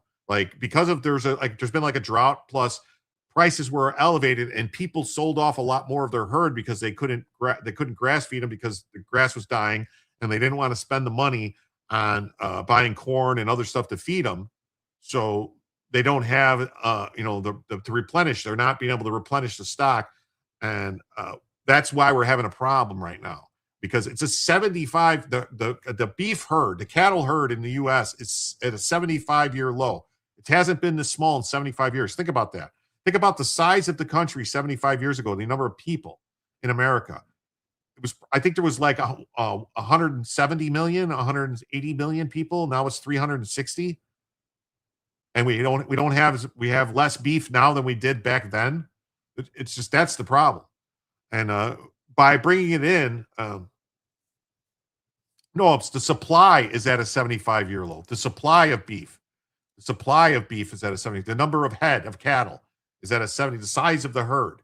That's why prices are so high. So even if you don't make the second goal tonight for the call-ins, keep offering. I want to hear some call-ins. Okay. So will it bring down prices? It should. It should bring down prices a little bit, because they're offering them to bring in the 300,000 tons of beef at zero tariff. So the Dems will find a way to contaminate the imported beef. Did we just buy a lot of beef from some country? No, they're letting it be imported, I believe, from not from I believe Argentina, and I believe some other South American countries, I think, is where it's coming from. I don't think any's coming from. There might be some coming from Japan, but Japan beef is always very expensive because of the distance it has to travel. Biden killed off a ton. Remember all the dead cattle in Texas, and then the fake cattle illness where none were tested positive, but they killed them anyway. Same with the chickens. Yeah. It takes 3 years for herds to recover. We need temporary imports. Again, T is for temporary. Yep. I'm learning to sustain on chicken, but shaking my head, I just want beef prices to go back to 10 years ago. Well, the herd's got to get back to a healthy size, and then the prices will come down. I haven't bought a steak in over a year. Make friends with your local farmers. Kids drive 10 hours one way to go back in the winter to buy a frozen half cow. It will save you money. You'll feel better eating grass-fed beef. Well, that's the problem is right now, though, that there's not grass for them to graze on. That's the thing. Because of the drought in Texas and Oklahoma, there's not any place to really graze. So they're having to feed them corn, which raises the price also. It's very expensive. Mexico, I don't think Mexico, we're not getting a lot from Mexico, though, because of that squirrel worm stuff problem. So the data center subject to me is pretty simple. If you pick the right location, and it's got to be, not every old location will work, but if you pick the right location and it means jobs in the community and a lot of money and lower taxes, it's got to be a good thing. They're going to build their own electric producing facility, and that electricity that they have left over is going to go into the grid. It's going to lower cost of electricity, which if they do that, that's fine. If they're producing their own electricity. If they're using natural gas, though, that will drive up the cost of natural gas, which will in turn drive up energy prices. Half cows are too expensive. I just want $9.99 a pound for a ribeye on sale. Yeah. I mean, we need to be careful about the foods from Mexico. Yes, we do. So let's hear Trump talk. Well, the data center subject to me is a pretty simple one. If you pick the right location, and it's got to be, not every location is perfect for it, but you pick the right location, what it means for a community is jobs and lots of money and lower taxes. And the data centers now are mandated by me that they build their own electricity, so they're not taking it from the grid. You worry that it's going to lower the electric cost because they're building electricity, and the extra, as an example, we talked about this once. I'm very proud of it. It was my idea. They're going to build their own electric producing facility, and that electricity that they have left over is going to the grid. It's going to lower the cost of electricity. So if I were a community, I would want the data center. It means jobs, it means income, and it means lower taxes. Do you want Republican candidates to take the same take the same message on data centers? No, I want them to do what they want. Some people feel differently. I really want them. If a Republican's against the data center, that's okay with me. I'm only saying that if I ran a community, now there are different types of communities, but generally speaking, if I ran a community, if I was a mayor or if I was a governor in the state, I would want to have the data centers because they bring tremendous income. They're clean. Electricity, the reason our electricity prices are high, Casper, right now, it's because of natural gas. Because of all the natural gas we're exporting because of the Ukraine war. That's why that's when the prices spiked, when they started selling the LNG, the liquefied natural gas. When they started shipping it to Europe. That drove up all of our electricity prices through the roof because they had to pay more for the gas. My electric bill in my house is $480 to $550 a month. It's insane. It's insane. Safe mini nuclear to power these AI centers. Yeah, that's what they need to do. That's what they're working on. These small, like portable nukes they're trying to work on, ones that they can be picked up and moved. Like they could be like basically in like a shipping container, like an all-in-one shipping container with a small nuclear power generation thing. That's what they're talking about, being able to move them around. The ones with integrated power plants can be noisy, so just be careful where those are allowed to go in. Yeah. I mean, they don't have to. Why can't they be in the middle of nowhere? Well, that would be the thing. Don't forget all the mysterious beef, chicken, and chemical buildings with the huge mysterious fires. Yes, that played a thing too. I had a half a dozen data centers around me, Virginia. One was 1,400 feet from my house. The only way you knew it was a data center was the beefier power lines. A lot of fuss is overblown. Reports from Department of Ag say approximately 60% of steers on their way to slaughter are actively lactating. Yeah. The thing, they're killing off breeding cows, and they shouldn't be. They need to, that's a problem because they're killing off the breeding cows because prices are so high. It's like, well, we want to feed it and then we're going to raise it and stuff. They're cutting their nose off to spite their face. Like, I don't know if they're going to just abandon the business or what. I remember when cars were built in Flint, Michigan, you couldn't drink the water in Mexico. Yeah. A lot of strip mines will be viable. Coal seams can be used as a fuel source with on-site process. That's not a bad idea. Have a coal plant right on the site. It's because Americans get no break for oil and gas being taken from American soil. That's right. Coal can be burned to produce clean power. They just wanted to break the coal companies. Yeah, they have clean coal. They have scrubbers and all that stuff. I feel a little better after hearing you're paying double what I am. Yeah, it's crazy. Well, then they put in the 70% of the forest land of America rather than in our community.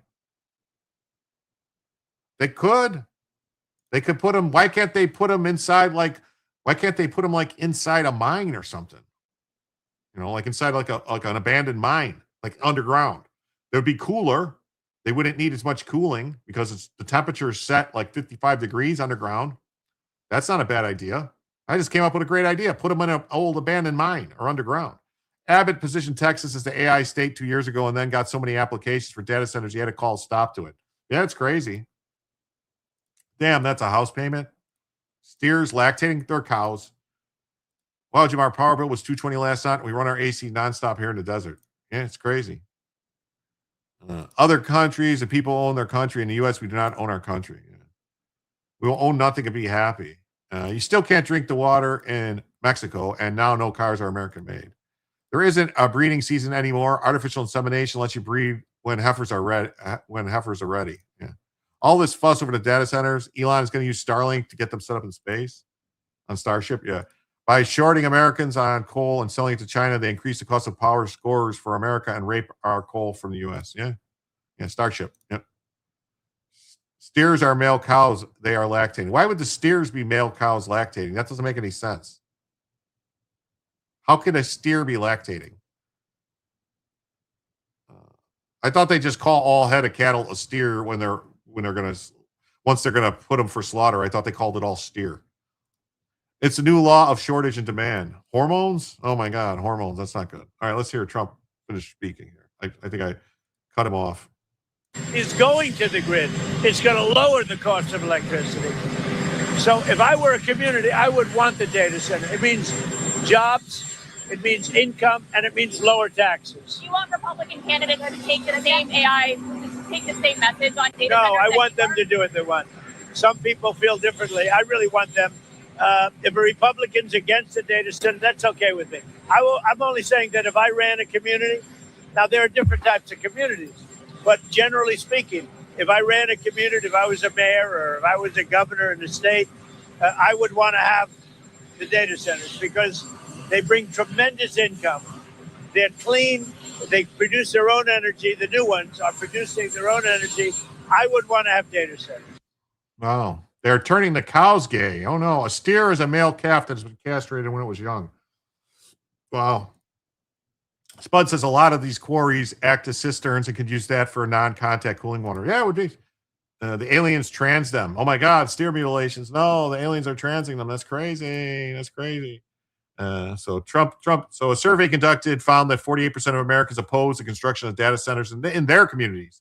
While 23% somewhat oppose them in their communities. The survey also found 20% somewhat favor construction, while 7% strongly favor them. Like, I mean, this whole thing to me is like, I don't know. Like, if we don't do it, if we don't do it, China's going to do it, and then they're going to eat our lunch. That's the bottom line. Followed a full-time and part-time RVers. One had a home in the mountains of Mexico for summers and said he only drink bottled water. The pipes are not pressurized like here, so water gets contaminated. Happy cows come from California. You can't drink the water in Flint, but the cactus juice in Mexico is good stuff. A unique cow, yes. I think they did it to push Gates' fake meat and cozy up to China. Yeah. Don't forget all the green scam energy companies that are being subsidized. That's right. That's also happening. Yeah. Your electricity rates are going up because they're subsidizing green energy. The water being used for the data centers isn't even potable water. Yeah. Shapiro's pushing back against the data centers in PA. There must be a benefit if the Dems don't want them. Yeah. Most data centers are using closed-loop water pumps for efficiency. Tea Party founder launches nationwide data center revolt against the AI data centers.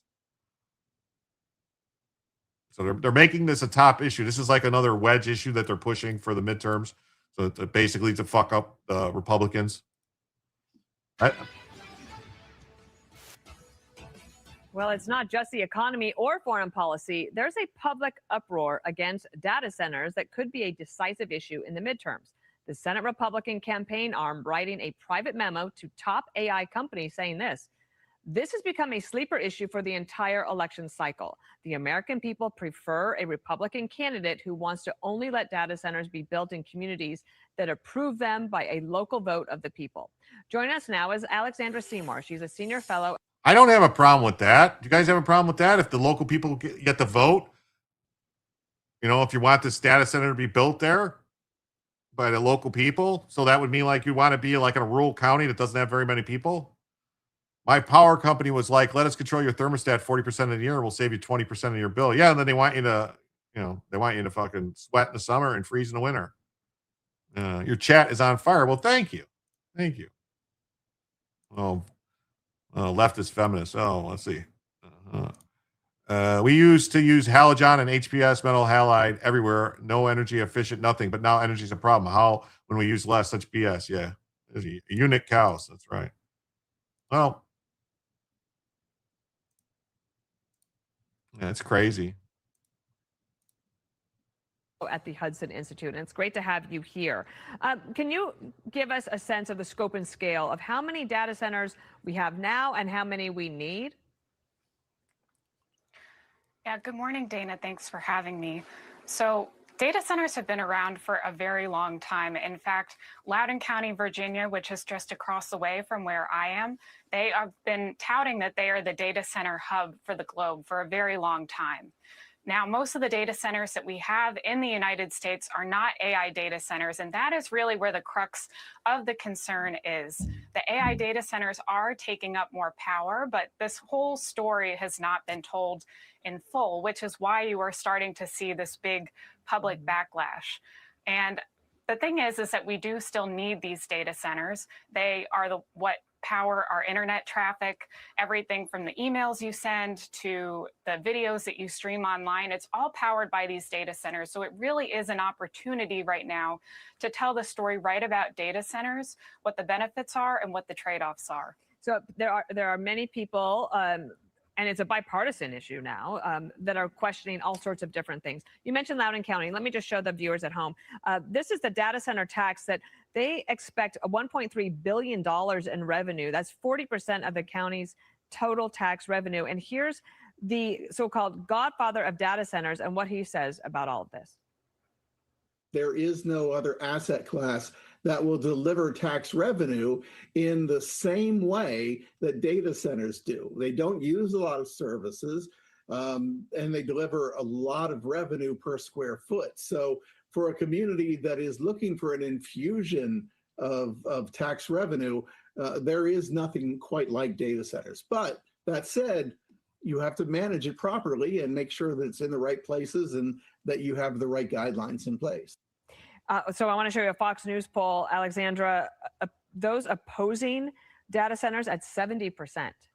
So one of the issues is, of course, energy use. And let's look at U.S. data center electricity use. We can put this graphic up on for everyone to see. That looks like a lot, right? The chart's going up is 11.8%. But is there a way for the AI companies to offset that and help pay for those types of things if that's a concern? There certainly is a way for the AI companies to offset this. And actually, there was a ratepayer protection pledge that the White House released that says that if any of these companies want to build new data centers, they have to be responsible for delivering the power so that those costs are not imposed on Americans in these communities. I don't know if that story gets out there enough. On the water piece also, I know that there's a lot of concern about water consumption because data centers do use a lot of water, but this is also something that the companies do realize.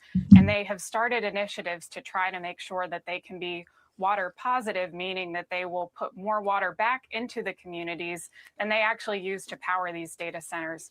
I think at the end of the day, if there is good coordination with local communities, communicating what the benefits of the data centers are, that we need to stay ahead in the AI race. I think this is essential because it is not going anywhere. Yeah, it's there's a lot of stuff going on. Just with the data centers in the Rust Belt, will rejuvenate the cities. There's plenty of water from the Great Lakes to on that. Yeah, I think so. It's for the CIA ops. More data centers, the more flock cameras we get. Well, the flock camera things is a separate issue. The data centers is other stuff, but addled Trump threatens to use military on bond traders. Oh, well, maybe they deserve it. I don't know.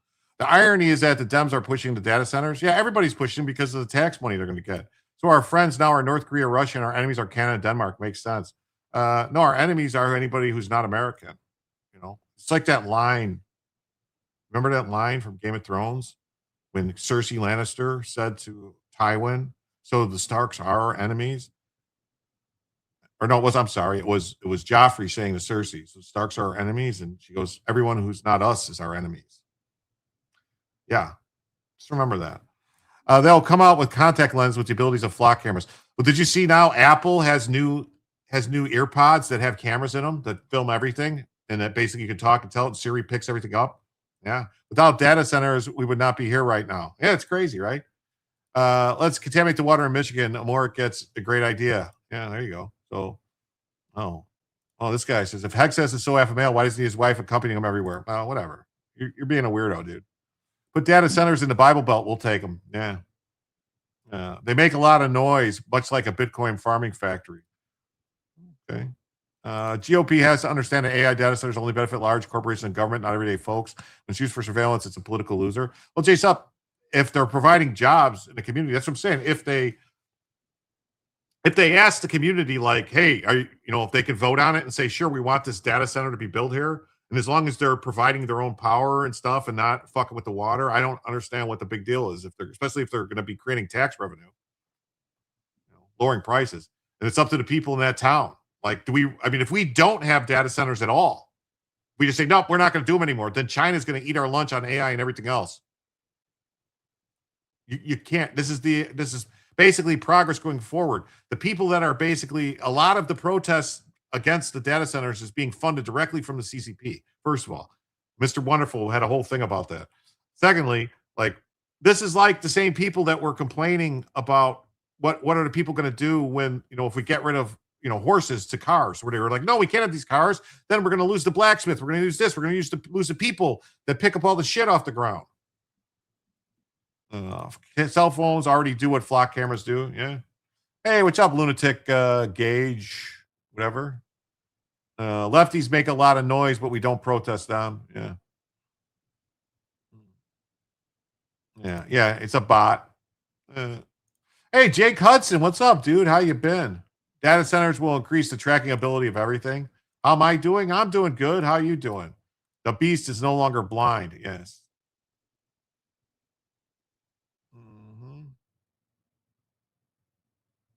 Cell phones don't send surveillance to a centralized data fusion center for law enforcement. They do if it's uploaded to the cloud. And the headphones I'm talking about that Apple's coming out with, those are going to go all to the cloud for Siri. So.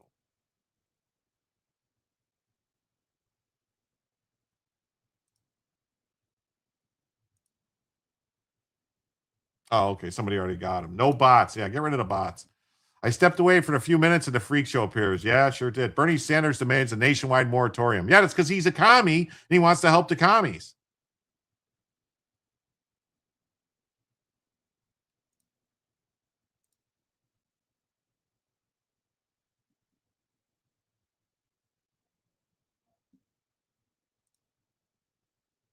Wow, this guy's got like 100 different accounts. He keeps coming back.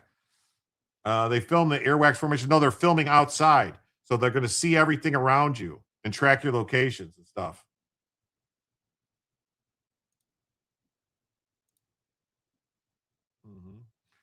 We wouldn't be enjoying this stream without data centers somewhere. Yeah. Why not build them in towns with bad water and pay off the locals to move? They could do something like that. The jobs for the initial, then 10 people per data center. But yeah, but this construction jobs and building, and then they got to replace stuff. And I don't know, man. I don't know. Yeah, talk about communists. I think they're a small threat compared to what's coming with AI. Well, how much data center storage do we need? We don't have enough already. There has to be more to it than that. The jobs are almost next to nothing. Well, most of the good jobs are for H1 types. Building them is a one and out job. If AI was for the military data centers on bases, then no backlash. I think they are building some on the bases. The ones that the military are going to use are going to be stored on the base. So, yeah. Doc says, not all of them. I had one 1,400 feet from my house. It didn't make any noise. In other words, Apple's bringing in the Borg. That's what it sounds like. They need to explain what they need it for. Yeah. They just add robots hooked up to the data centers. Yeah, that's it. And if we don't build the data centers here, they will go elsewhere. They will go overseas. That will give us less jurisdiction over where the data goes, how to secure these facilities. And we will not be able to reap the economic benefits in the same way. Loudoun County is a great example of where they have been able to reap those economic benefits. And it's something that if we do coordinate closely at the local level and communicate this to voters, is something that we can achieve in other places. All right. Alexander Seymour, great to have you on the show. Very interesting and a big issue. We'll be in touch. Thank you. Okay. But then you got Fetterman. Yeah, no. Fetterman aligns with Trump on AI push, warns China benefits from the U.S. overreaction. Watch Total Recall 2022 version. Well, 95 tech limits for a hard drive was 10 gigabytes, and no amount of data would ever be enough or faster ways to move it, et cetera. So 10 gigs was most you could have in a Win 95, so think about it. Yeah, well, now they got terabytes and stuff like that. But I think this thing is like none of these data centers are using any spinning drives. They're all using sign into what? That's what I'm saying. I don't know what he's talking about. They're using, NVMe drives or like other drives like that, like, SSD types. So that's why the prices of all that stuff has gone up and the NAND flash and everything is super high because they're gobbling it all up. But it's not just in the US, it's everywhere. They have teraflops. Yeah.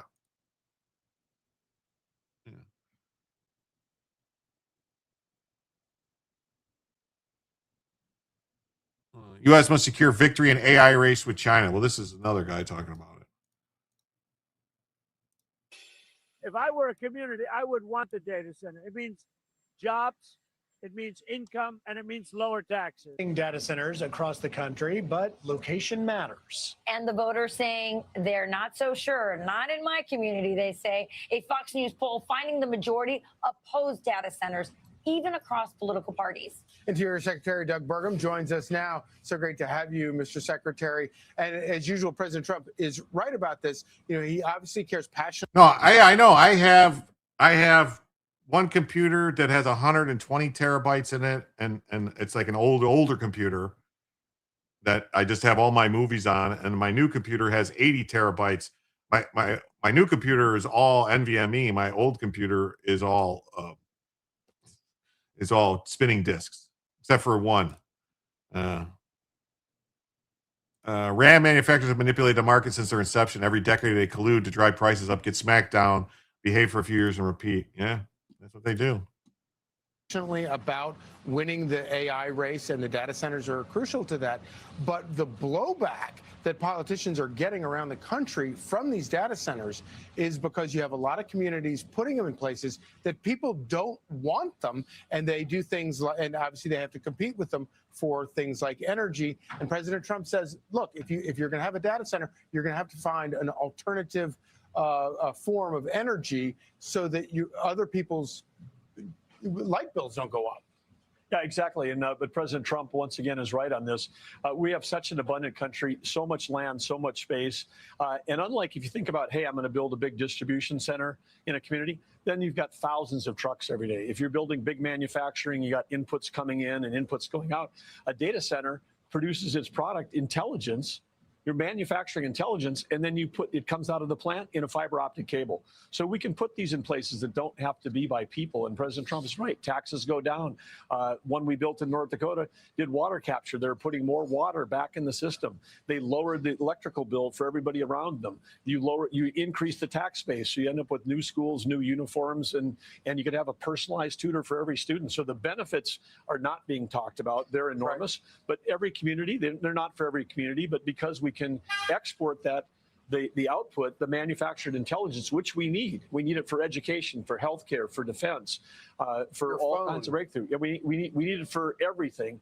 And we are in an AI arms race. And yes, some of this resistance is local and it's organic, because people maybe were putting it in wrong locations. But there is also, we need to be sober about the fact that there is foreign influence coming into our system. When Elon bought Twitter, 40% of those accounts weren't people, they were bots. So there are all kinds of misinformation. And if you see this kind of, those kind of numbers that you just put up, this is when we had the attack against hydraulic fracturing a number of years ago. We've seen campaigns like this that try to influence democracy. But some people are also seeing it in their backyard. They're eyesores.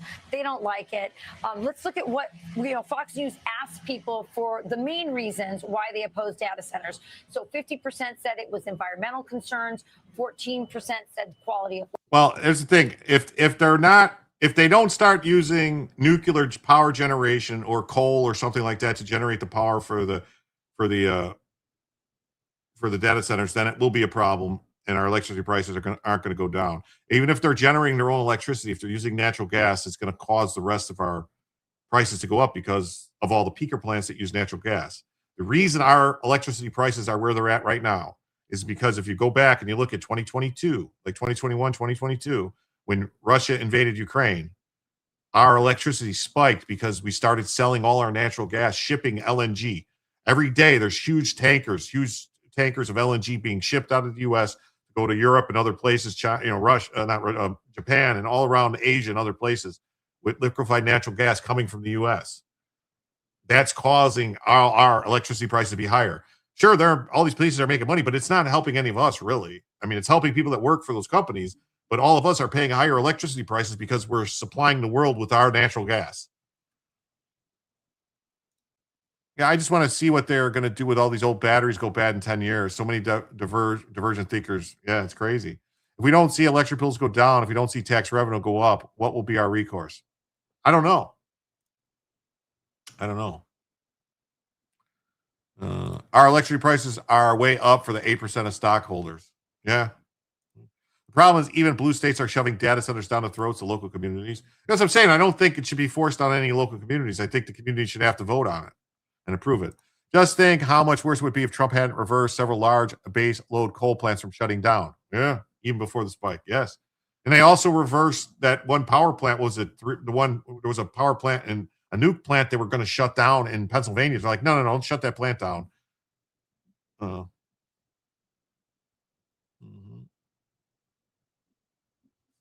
look at this guy. He said, stop blocking me. Does this loser take phone calls? Not from you. AI warp speed this time. They altruistically honest. I don't think so. They need 3 football fields to store a suburb's data for what? Well, I don't know. life concerns, 11% economic effects, and another 11% just have a negative view of AI, and that's behind it. People just don't trust the government anymore. And so when the government says, this is a good thing, you can't blame them for looking out in their own, backyard, in their own community. They want to have control over what happens in their community. So what do you say to people like that? Well, I think, again, we've got an abundant country. There will be communities, there will be municipalities, there will be states that say we don't want them, and that's fine. I mean, and President Trump has said that. If there's some folks that say we don't want them here because we have the choice and because we can distribute that intelligence so easily through fiber optic cables, everybody could say not in our backyard. But I've heard that the DOJ is working on ways to maybe when a community says I don't want this in my community, the DOJ is going to be. Oh wow! So. Yeah, insurers coverage denied. We noticed you eating a 7-Eleven Big Bite and getting a beer, and also your dog at your home is a dangerous pet. Well, just watch the Chinese car show and see how far behind we already are. What does the doggy after my name mean? Oh, that means you're a member. That means you're a member. Snow Baby. Someone gifted you a membership. You're a member of the JimTellsYou. Evil controls the messaging. Nothing will change. All taxes and electricity rates, too. It's all taxes. Yeah, it is. Not getting paid for it is rape. Yeah. People don't trust the government anymore. Shocker. Yeah, it is. It's a shocker. Working legally against those. All right. So John Fetterman dismissed the AI doomsday, warning that China benefits from an overreaction in the U.S. Fetterman shared an article on X, a Bloomberg analysis, examining what he described as a narrowing U.S. lead over China in the AI race. It's not just trust. These buildings are massive, and they're going up everywhere in Ohio where farmland used to be. It was not voted on. Well, I agree. It should be voted on. It should be voted on by the people in the community, like the county. The county should vote on it. People believe whatever China says, so there you go. Here we are, energy independent. Can you feel it? No. The Pennsylvania Democrat reacted to a report by arguing that advancements in AI are critical to national security. AI supremacy and energy dominance underpins our national security. That's what Fetterman says. He's like the smartest Democrat. I don't know.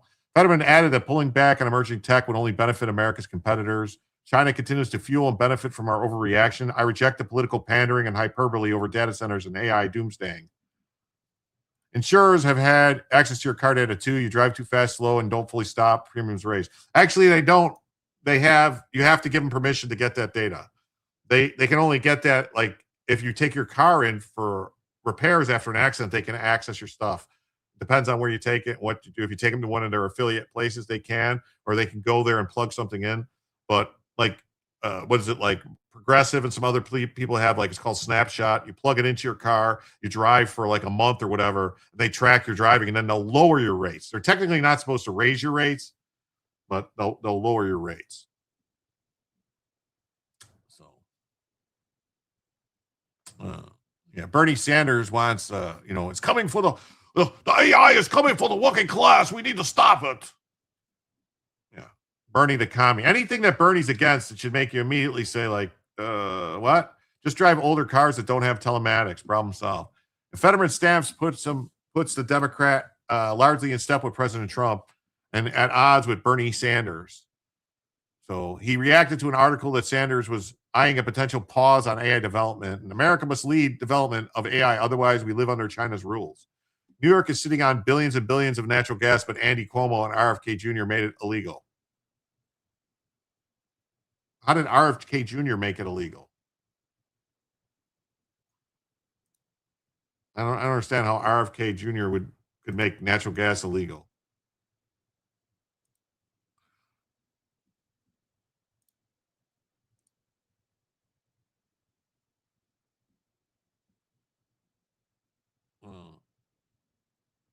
Oh, that looks gross.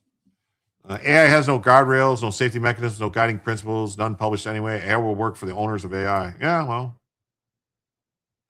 you're not buying that. Insurers will just use a pretext. Well, it could be. Snow Baby says, I'm in Ohio too. That's why they should just put them in places like Toledo. I don't want our farms and forests destroyed. Yeah. I mean, like I said, they could really, if they wanted to, they could put them in like caves, abandoned mines, stuff like that. other places where people aren't going to hear it or not going to affect people. And then the cooling factor would even be better if you put them underground.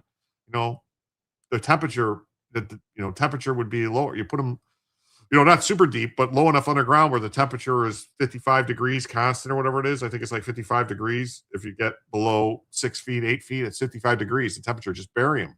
So they'll stay 55 degrees. That'd be the way to go. Mm-hmm.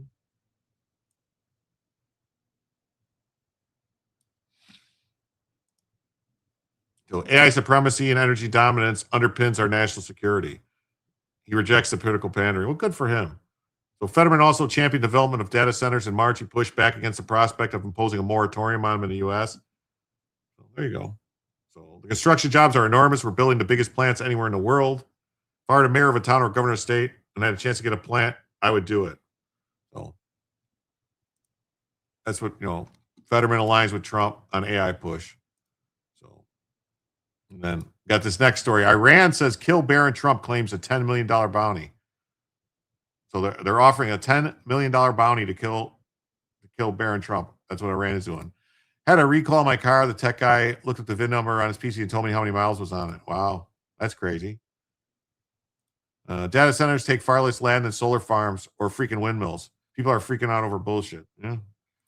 The fact that these things are not reviewed, published, or agreed upon is only a red flag, but a burning flag. Every time your car gets smogged, they take the mileage manually or automatically. Yeah, there's a lot of states that do that, do smog testing, all these other things. You got to take them a lot of these, especially blue states. They're tracking everything. They're fucking look at New York. They're gonna make the mileage tax the whole state of New York, not just New York City. The congestion pricing is going to be the whole state of New York. Real legislative restrictions on AI would help the AI marketing and representation. Flock killed marketing for AI.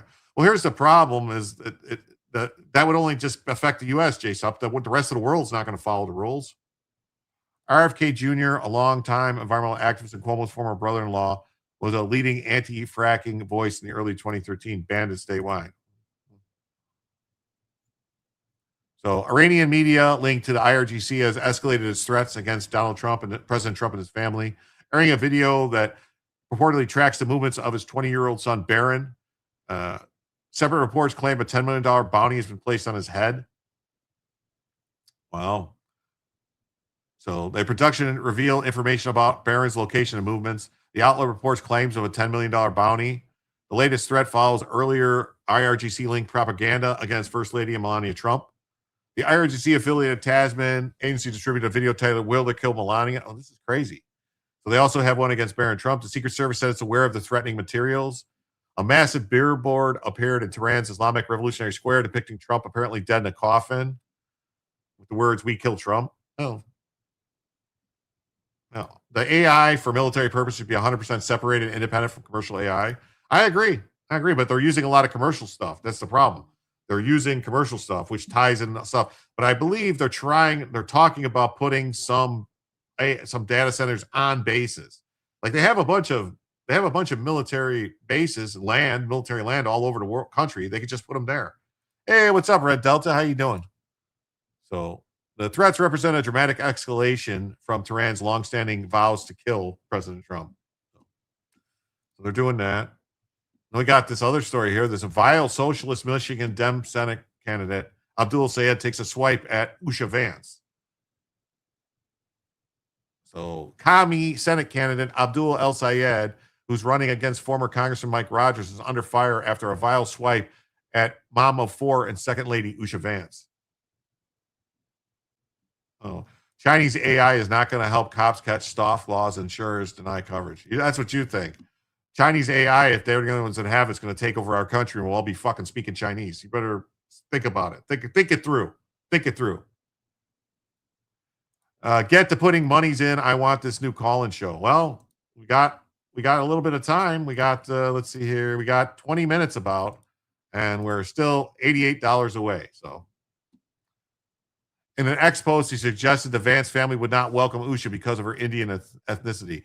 So do we think JD has taken Usha with him back to meet Pawpaw or no? Well, here was JD at the this was JD at the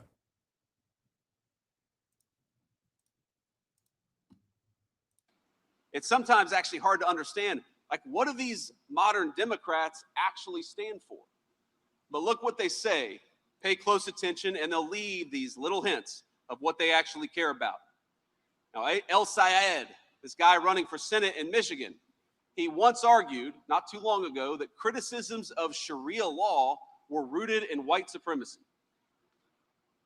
I'd love to go back in time and tell my papaw that there's a man who claims to stand for working people who says not only should we have Sharia law, but if you criticize it, you're a white supremacist.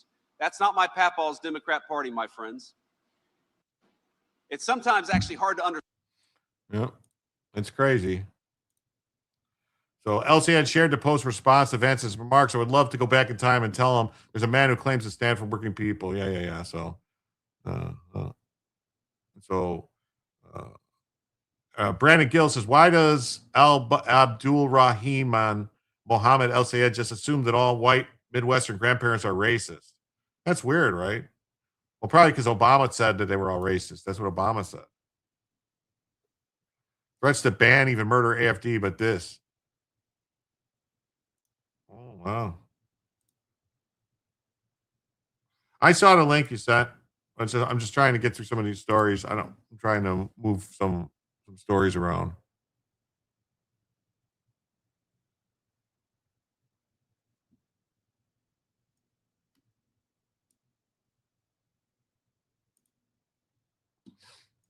So this is why there were ads in the primer correctly highlighting how sexist and misogynistic Abdul is. He has so much contempt for women. So Natalie, I think he's had a little too much iPad for a week. He needs to take a rest. Oh, wow. Yeah. He attacked another woman, Natalie Harp, an aide to the president. So Saeed is clearly comfortable attacking women. Yeah, he is. He thinks he thinks women are should be just wearing a burqa and shut up. This is good news for Sweden. Wow, Renee says rally time. I'll start. Thank you. Wow. Wow. So that means right now we're now 58 away from a second additional hour. Thanks to Renee. Thank you so much, Renee. Wow. Big 30 right there. Rally time, people. I just found out Obama was groomed by the founding members of the Weather Underground. He should have never been allowed in Oval Office. Yeah, he was. Yeah. That's where he gave when he announced he was going to run for office, it was from Bill Ayers' living room.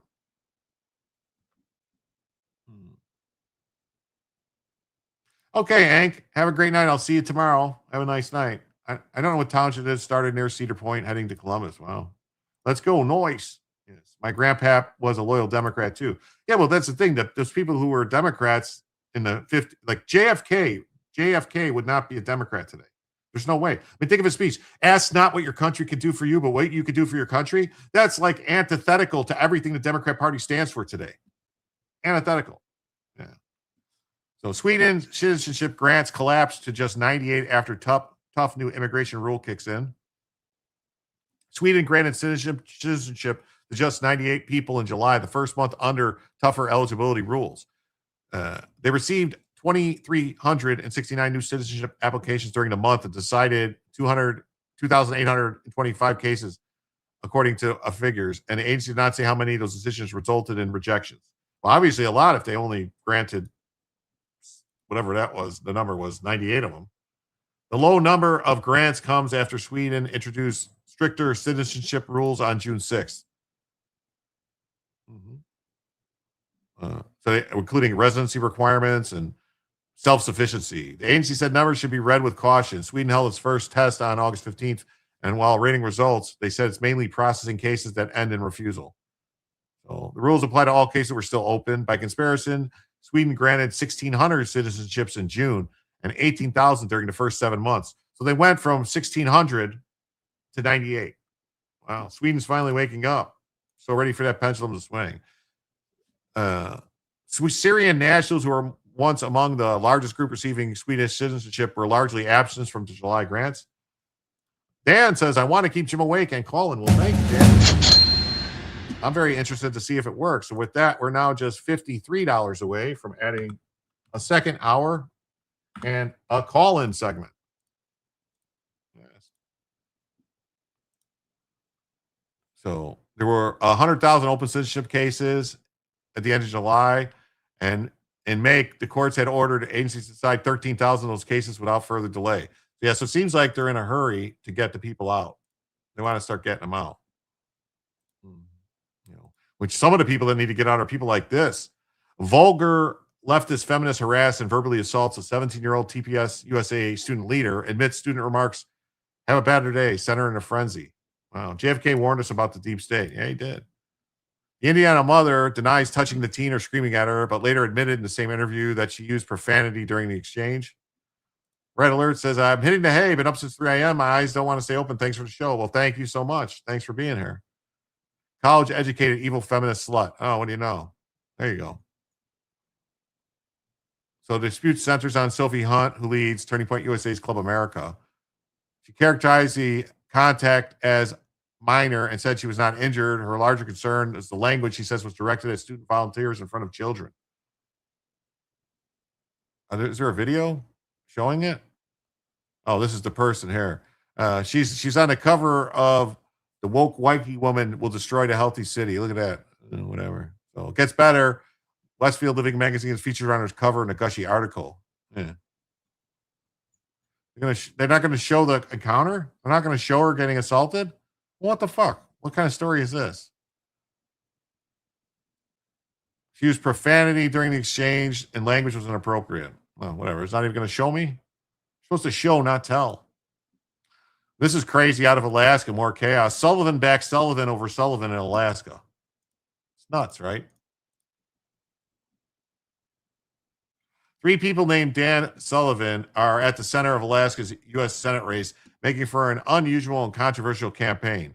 Former Anchorage Mayor Dan A. Sullivan, a Republican, endorsed incumbent GOP Senator Dan S. Sullivan last week as the senator prepares for his November general election matchup against fellow Republican Dan J. Sullivan. The guy's not a Republican. He registers as Republican the same day that he put his ballot in and everything, or put his name in to be on the election. And everything was done for him by the campaign manager of the Democrat, Mary Patola's campaign manager. Left her and went to work for this guy to do all this stuff. Come on. It's a scam. As the OG Dan Sullivan, I urge Alaskans to vote for Senator Daniel S. Sullivan. He's been great for Alaska. The endorsement comes after Dan J. Sullivan campaign faced legal challenges over concerns that his candidacy and campaign branding would confuse voters. Because that was the whole purpose of it. The Alaska Division of Elections initially sought to remove him from the ballot, but a fucking judge stepped in and said, no, man, he has to go back on the ballot. The 2 Republicans advanced through the primary to the November election. The race is expected to be closely watched. The Click Political Report says the Senate contest is a toss-up, while Decision Desk says Potola has an edge. Well, because Decision Desk is a fucking left-wing piece of shit. So Dan J. Sullivan's attracted scrutiny from Republicans who argue that his candidacy could siphon votes from incumbent senator. Some Republicans have gone further, accusing the retired teacher of being a Democrat-backed plant, which he is. He entered the race specifically undermining the incumbent. His campaign's drawn attention because he acknowledged voting for Potola twice in previous elections, a revelation that has fueled criticism. Yeah. And his campaign manager, the guy who set up his whole campaign, was Potola's campaign manager. You don't have to be a rocket scientist to figure out where that's going. It's a freaking scam, yes. This just in, Trump confirms ICE hearing for Ilhan Omar for fraud. Oh, that's awesome. I hope you're not kidding. This was in. German leftist rag Taz calls for the murder to stop AfD from winning free elections. That's right. They want to murder their opponents. The executive branch of the German state could soon be in the hands of the AfD. Therefore, it's imperative to consider forms of resistance, including, if necessary, violent ones. Why wouldn't this be against the law in Germany? German arrest people all the time for hate speech and shit. They're calling to murder political people. This should be a crime in Germany, you would think. They don't have free speech in Germany. They don't have nothing in Germany when it comes to freedom. They were more free under the fucking, under the what's-his-face, under the guy who's the whatchamahoo's guy.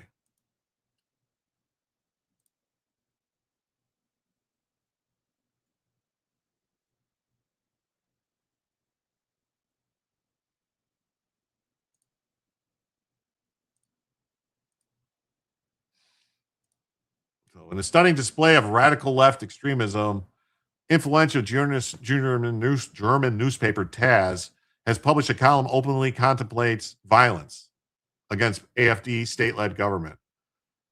So the Taz editor published it August 21st under the title of Anti-Fascism and Militancy, Wake Up, Call for Defensive Action. Wow. They write, executive power could soon fall in the hands. Therefore, it's imperative to lead a violent resistance. Wow.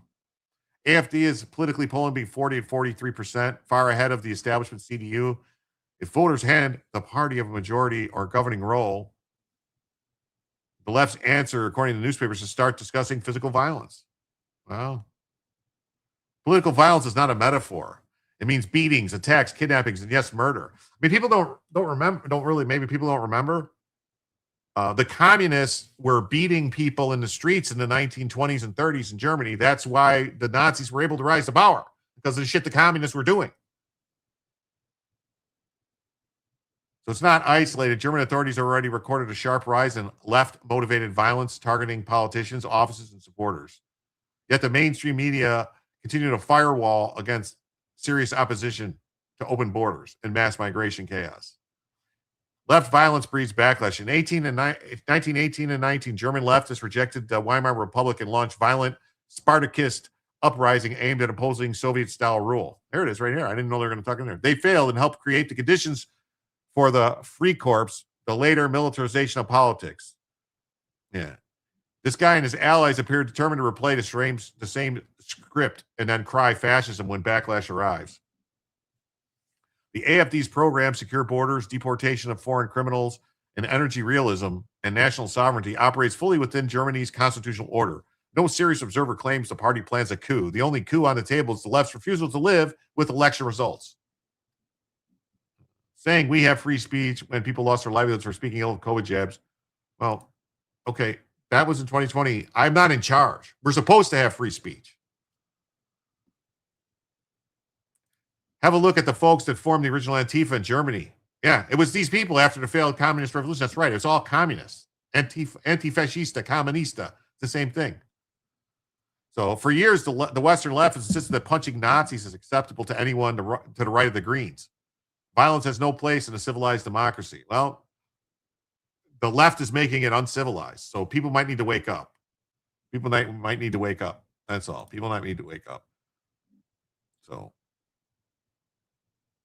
this is the story that he was talking about RFK Jr. This is from 2014. It just says, the staggering hypocrisy of one fractivist, RFK Jr. This is talking about fracking. Yeah.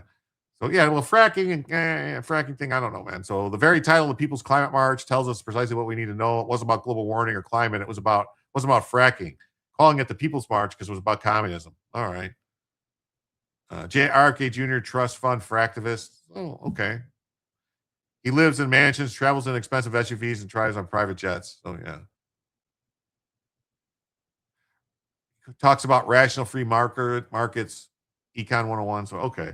I get your point. Yeah. So, I guess he was part of it back in 2014. So, I don't know. He bought into the climate change shit. What do you want me to tell you? And then other shit in Germany. You got a liberal German city councilor wants to throw a swingers party at Mannheim City Hall. This is crazy. 2020 was the right? No, it wasn't. It was not the right. You're telling me fucking Google and fucking Amazon and all the stuff, all the shit that was coming down, the people being banned and stuff like that. That happened after the election. After the election. Well, some of it happened before. That was coming from people like Fauci, these other people in government. Like, I don't know. Democracy is preserved by being prepared for violence. So leftists in Europe and around the world are working nonstop to destroy their societies. Germany, once a home of rigor and scientific method, is now a safe haven for sexual deviants of all stripes.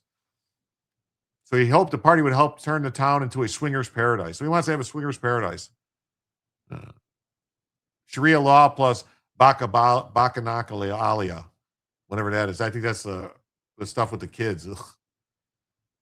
At the moment, the focus is on determining which citizens who contacted me are seriously interested. This guy wants to have this, so nothing but evil is right. It's crazy. It's crazy. We got this story. The trans leader in the 764 satanic cult that grooms children for sex abuse, torture, and terrorism sentenced to 77 years in prison. Trans identifying violent satanic cult. A trans member of the violent satanic death cult was sentenced to 77 years in federal prison Wednesday after pleading guilty to sexually exploiting and terrorizing underage girls around the world and grooming them into mutilating themselves and torturing animals to death. Wow. This is an insane story.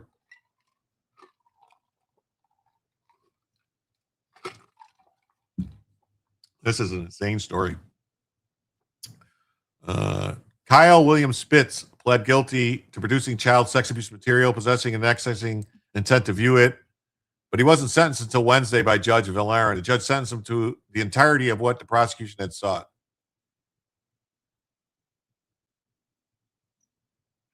The leader of the Harm Nation group, which is part of the 764 satanic accelerationist cult, the decentralized network of mostly teen boys and young men grooms its minor victims to produce CSAM materials, mutilate their bodies, and kill animals. They often target online platforms like Minecraft or Roblox. Webster's Dictionary of Bacchanalia. Okay, let me look it up because I thought it was like some.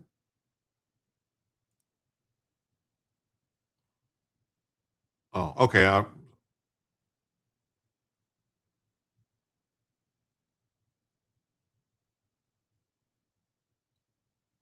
Okay, so I guess it wasn't. I thought it had to do like the Baki Bazi boys. You think the 8 thumbs down should be worn as a badge of honor? Yeah, well, that's those bots that we banned from the show. That's what that is. That is what that is. That's the bots that were banned. Yeah. So nothing I can do about that.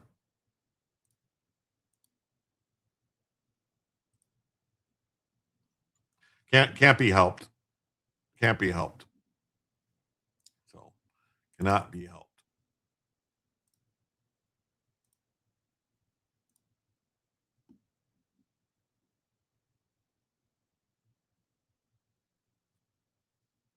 Can't be helped.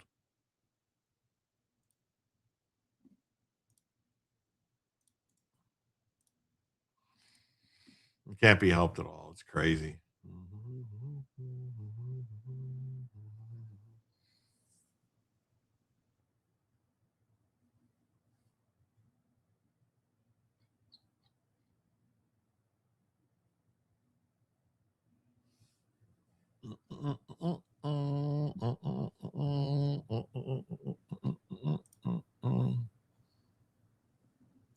Did you know there's an international cult that's grooming children for sex, terrorism, self-mutilation, and satanic occult rituals? Well, one of the transgender members of the group was just sentenced this week to 77 years in federal prison. This is independent journalist Andy Ngo telling you about my new report. 27-year-old Kyle William Spitzer was sentenced to decades in prison this week in a federal courthouse in Knoxville after he had pleaded guilty back in 2024 to producing and possessing child sex abuse content, as well as directing the distribution of gruesome animal torture videos. Spitzer is a leader in a cult known as Harm Nation, who itself is part of a network known as the 764. Dozens of members of the 764 network have been arrested around the world. The 764 network is a terror cult that targets children for sexual exploitation, bodily mutilation, and terrorism.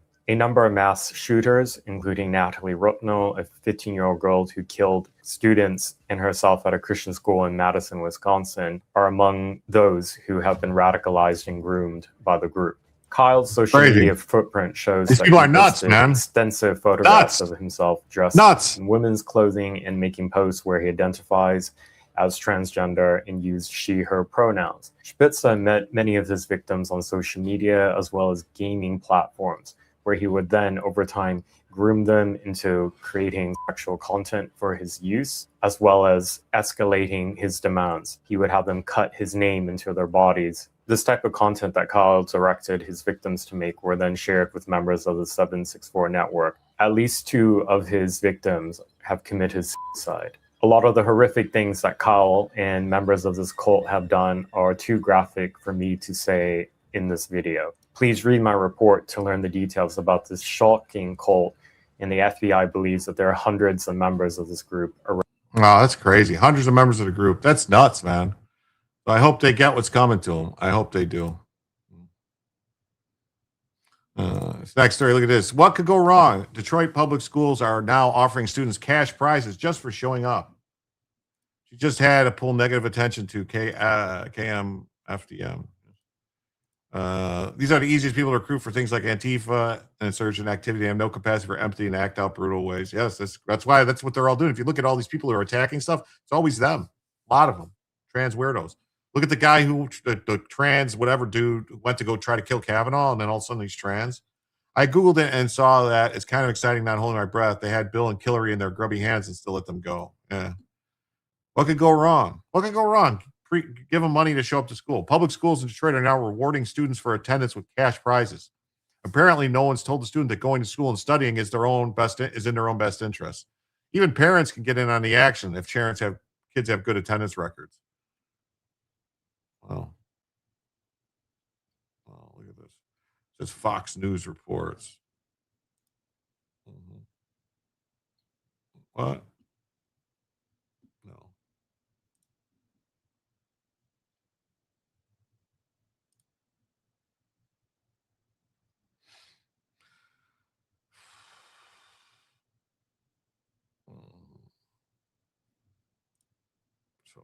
Now in the second year, the Perfect Attendance Pays initiative targets the winter months from January 5th through March 20th, when attendance historically dips. At the middle school level, parents and students with perfect attendance during each 5-day cycle receive a $50 gift card. What? $50 for coming to school for 5 days? Are you serious? Where is the money to pay the kids to go to school coming from? It's crazy. Obviously, they're getting way too much money for stuff if they got this. So it's funded through interest generated through district funds awaiting to be used for facility projects. So instead of fixing the falling down schools or fixing the water pipes or the other shit, they're using it to give kids $50 for showing. So $10 a day for showing up to school. They're paying kids $10 a day to go to school. 5 days. That's what it says. A $50 gift card for perfect attendance each 5-day cycle. Receive a $50 gift card. Oh my God. Detroit Public Schools has been hit hard by a national absenteeism epidemic, a 60% chronic absenteeism rate. $100 a week, and middle schoolers $50 a week. They're paying high schoolers $100 a week and middle schoolers $50 a week. This is insane. Insanity. Wow. Yeah, Fox News is covering this. Detroit schools offer students $1,000 for perfect attendance, but just for a week. Oh, this is a story that got you guys all upset. Ready? A little upsetting stuff. Our next guests were at that hearing, and their children have been forced to put up with these policies. Joining us now, America First Legal Senior Counsel Ian Pryor and Loudoun County parent Abby Platt. Thank you both for being with us. Thanks for having us. You're welcome. So yesterday on Capitol Hill, we heard from the superintendent from Chicago, from San Francisco, and from Loudoun County. And Abby, I know that your children, Ian, you pulled your kids out 4 years ago, your two children. But Abby, you've stood by the school, not stood by the school, you've kept your children there, but you're fighting the district and you're standing up for the parents who agree with you. Tell me what your daughter and what your son have gone through in the bathrooms. You know, our bathroom problem started 10 years ago, before they even made this policy, before they made bathrooms and locker rooms an open door for any and all people. When my daughter was in elementary school, there was a little boy who was her very close friend. They were very close friends for 2 or 3 years.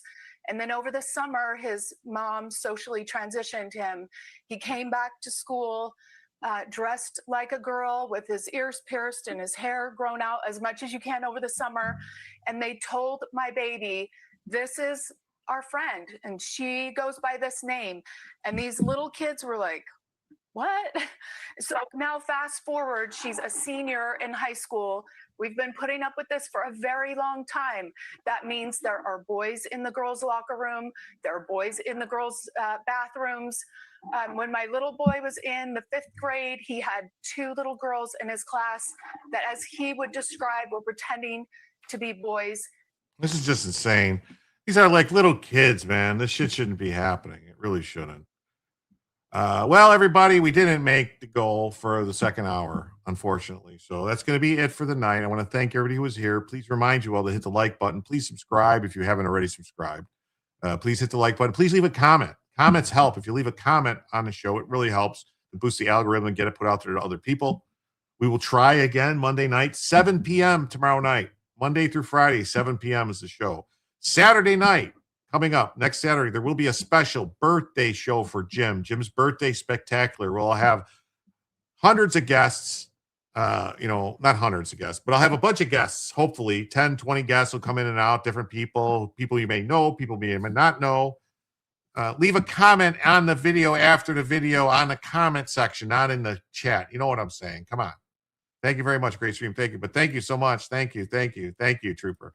In the comment section, especially on YouTube, it really helps. Will Jim celebrate his discovery of the wheel? It's possible. It's possible. But yes, Saturday, probably about 7 or 8 o'clock Saturday night, we'll have a birthday show. It'll go long, I hope, 5-6 hours. We'll run a show. I don't know if there'll be goals. We'll just do a show, just talk, hang out with people and stuff like that. I might do like $50 shots or something. We'll see. But anyway, so Monday, Tuesday, Wednesday, Thursday, Friday, 7 p.m., regular shows. Saturday, special birthday show. Thank you again. Please hit like. Please subscribe to the channel. Please become a member. Please, leave a comment on the video after it's over.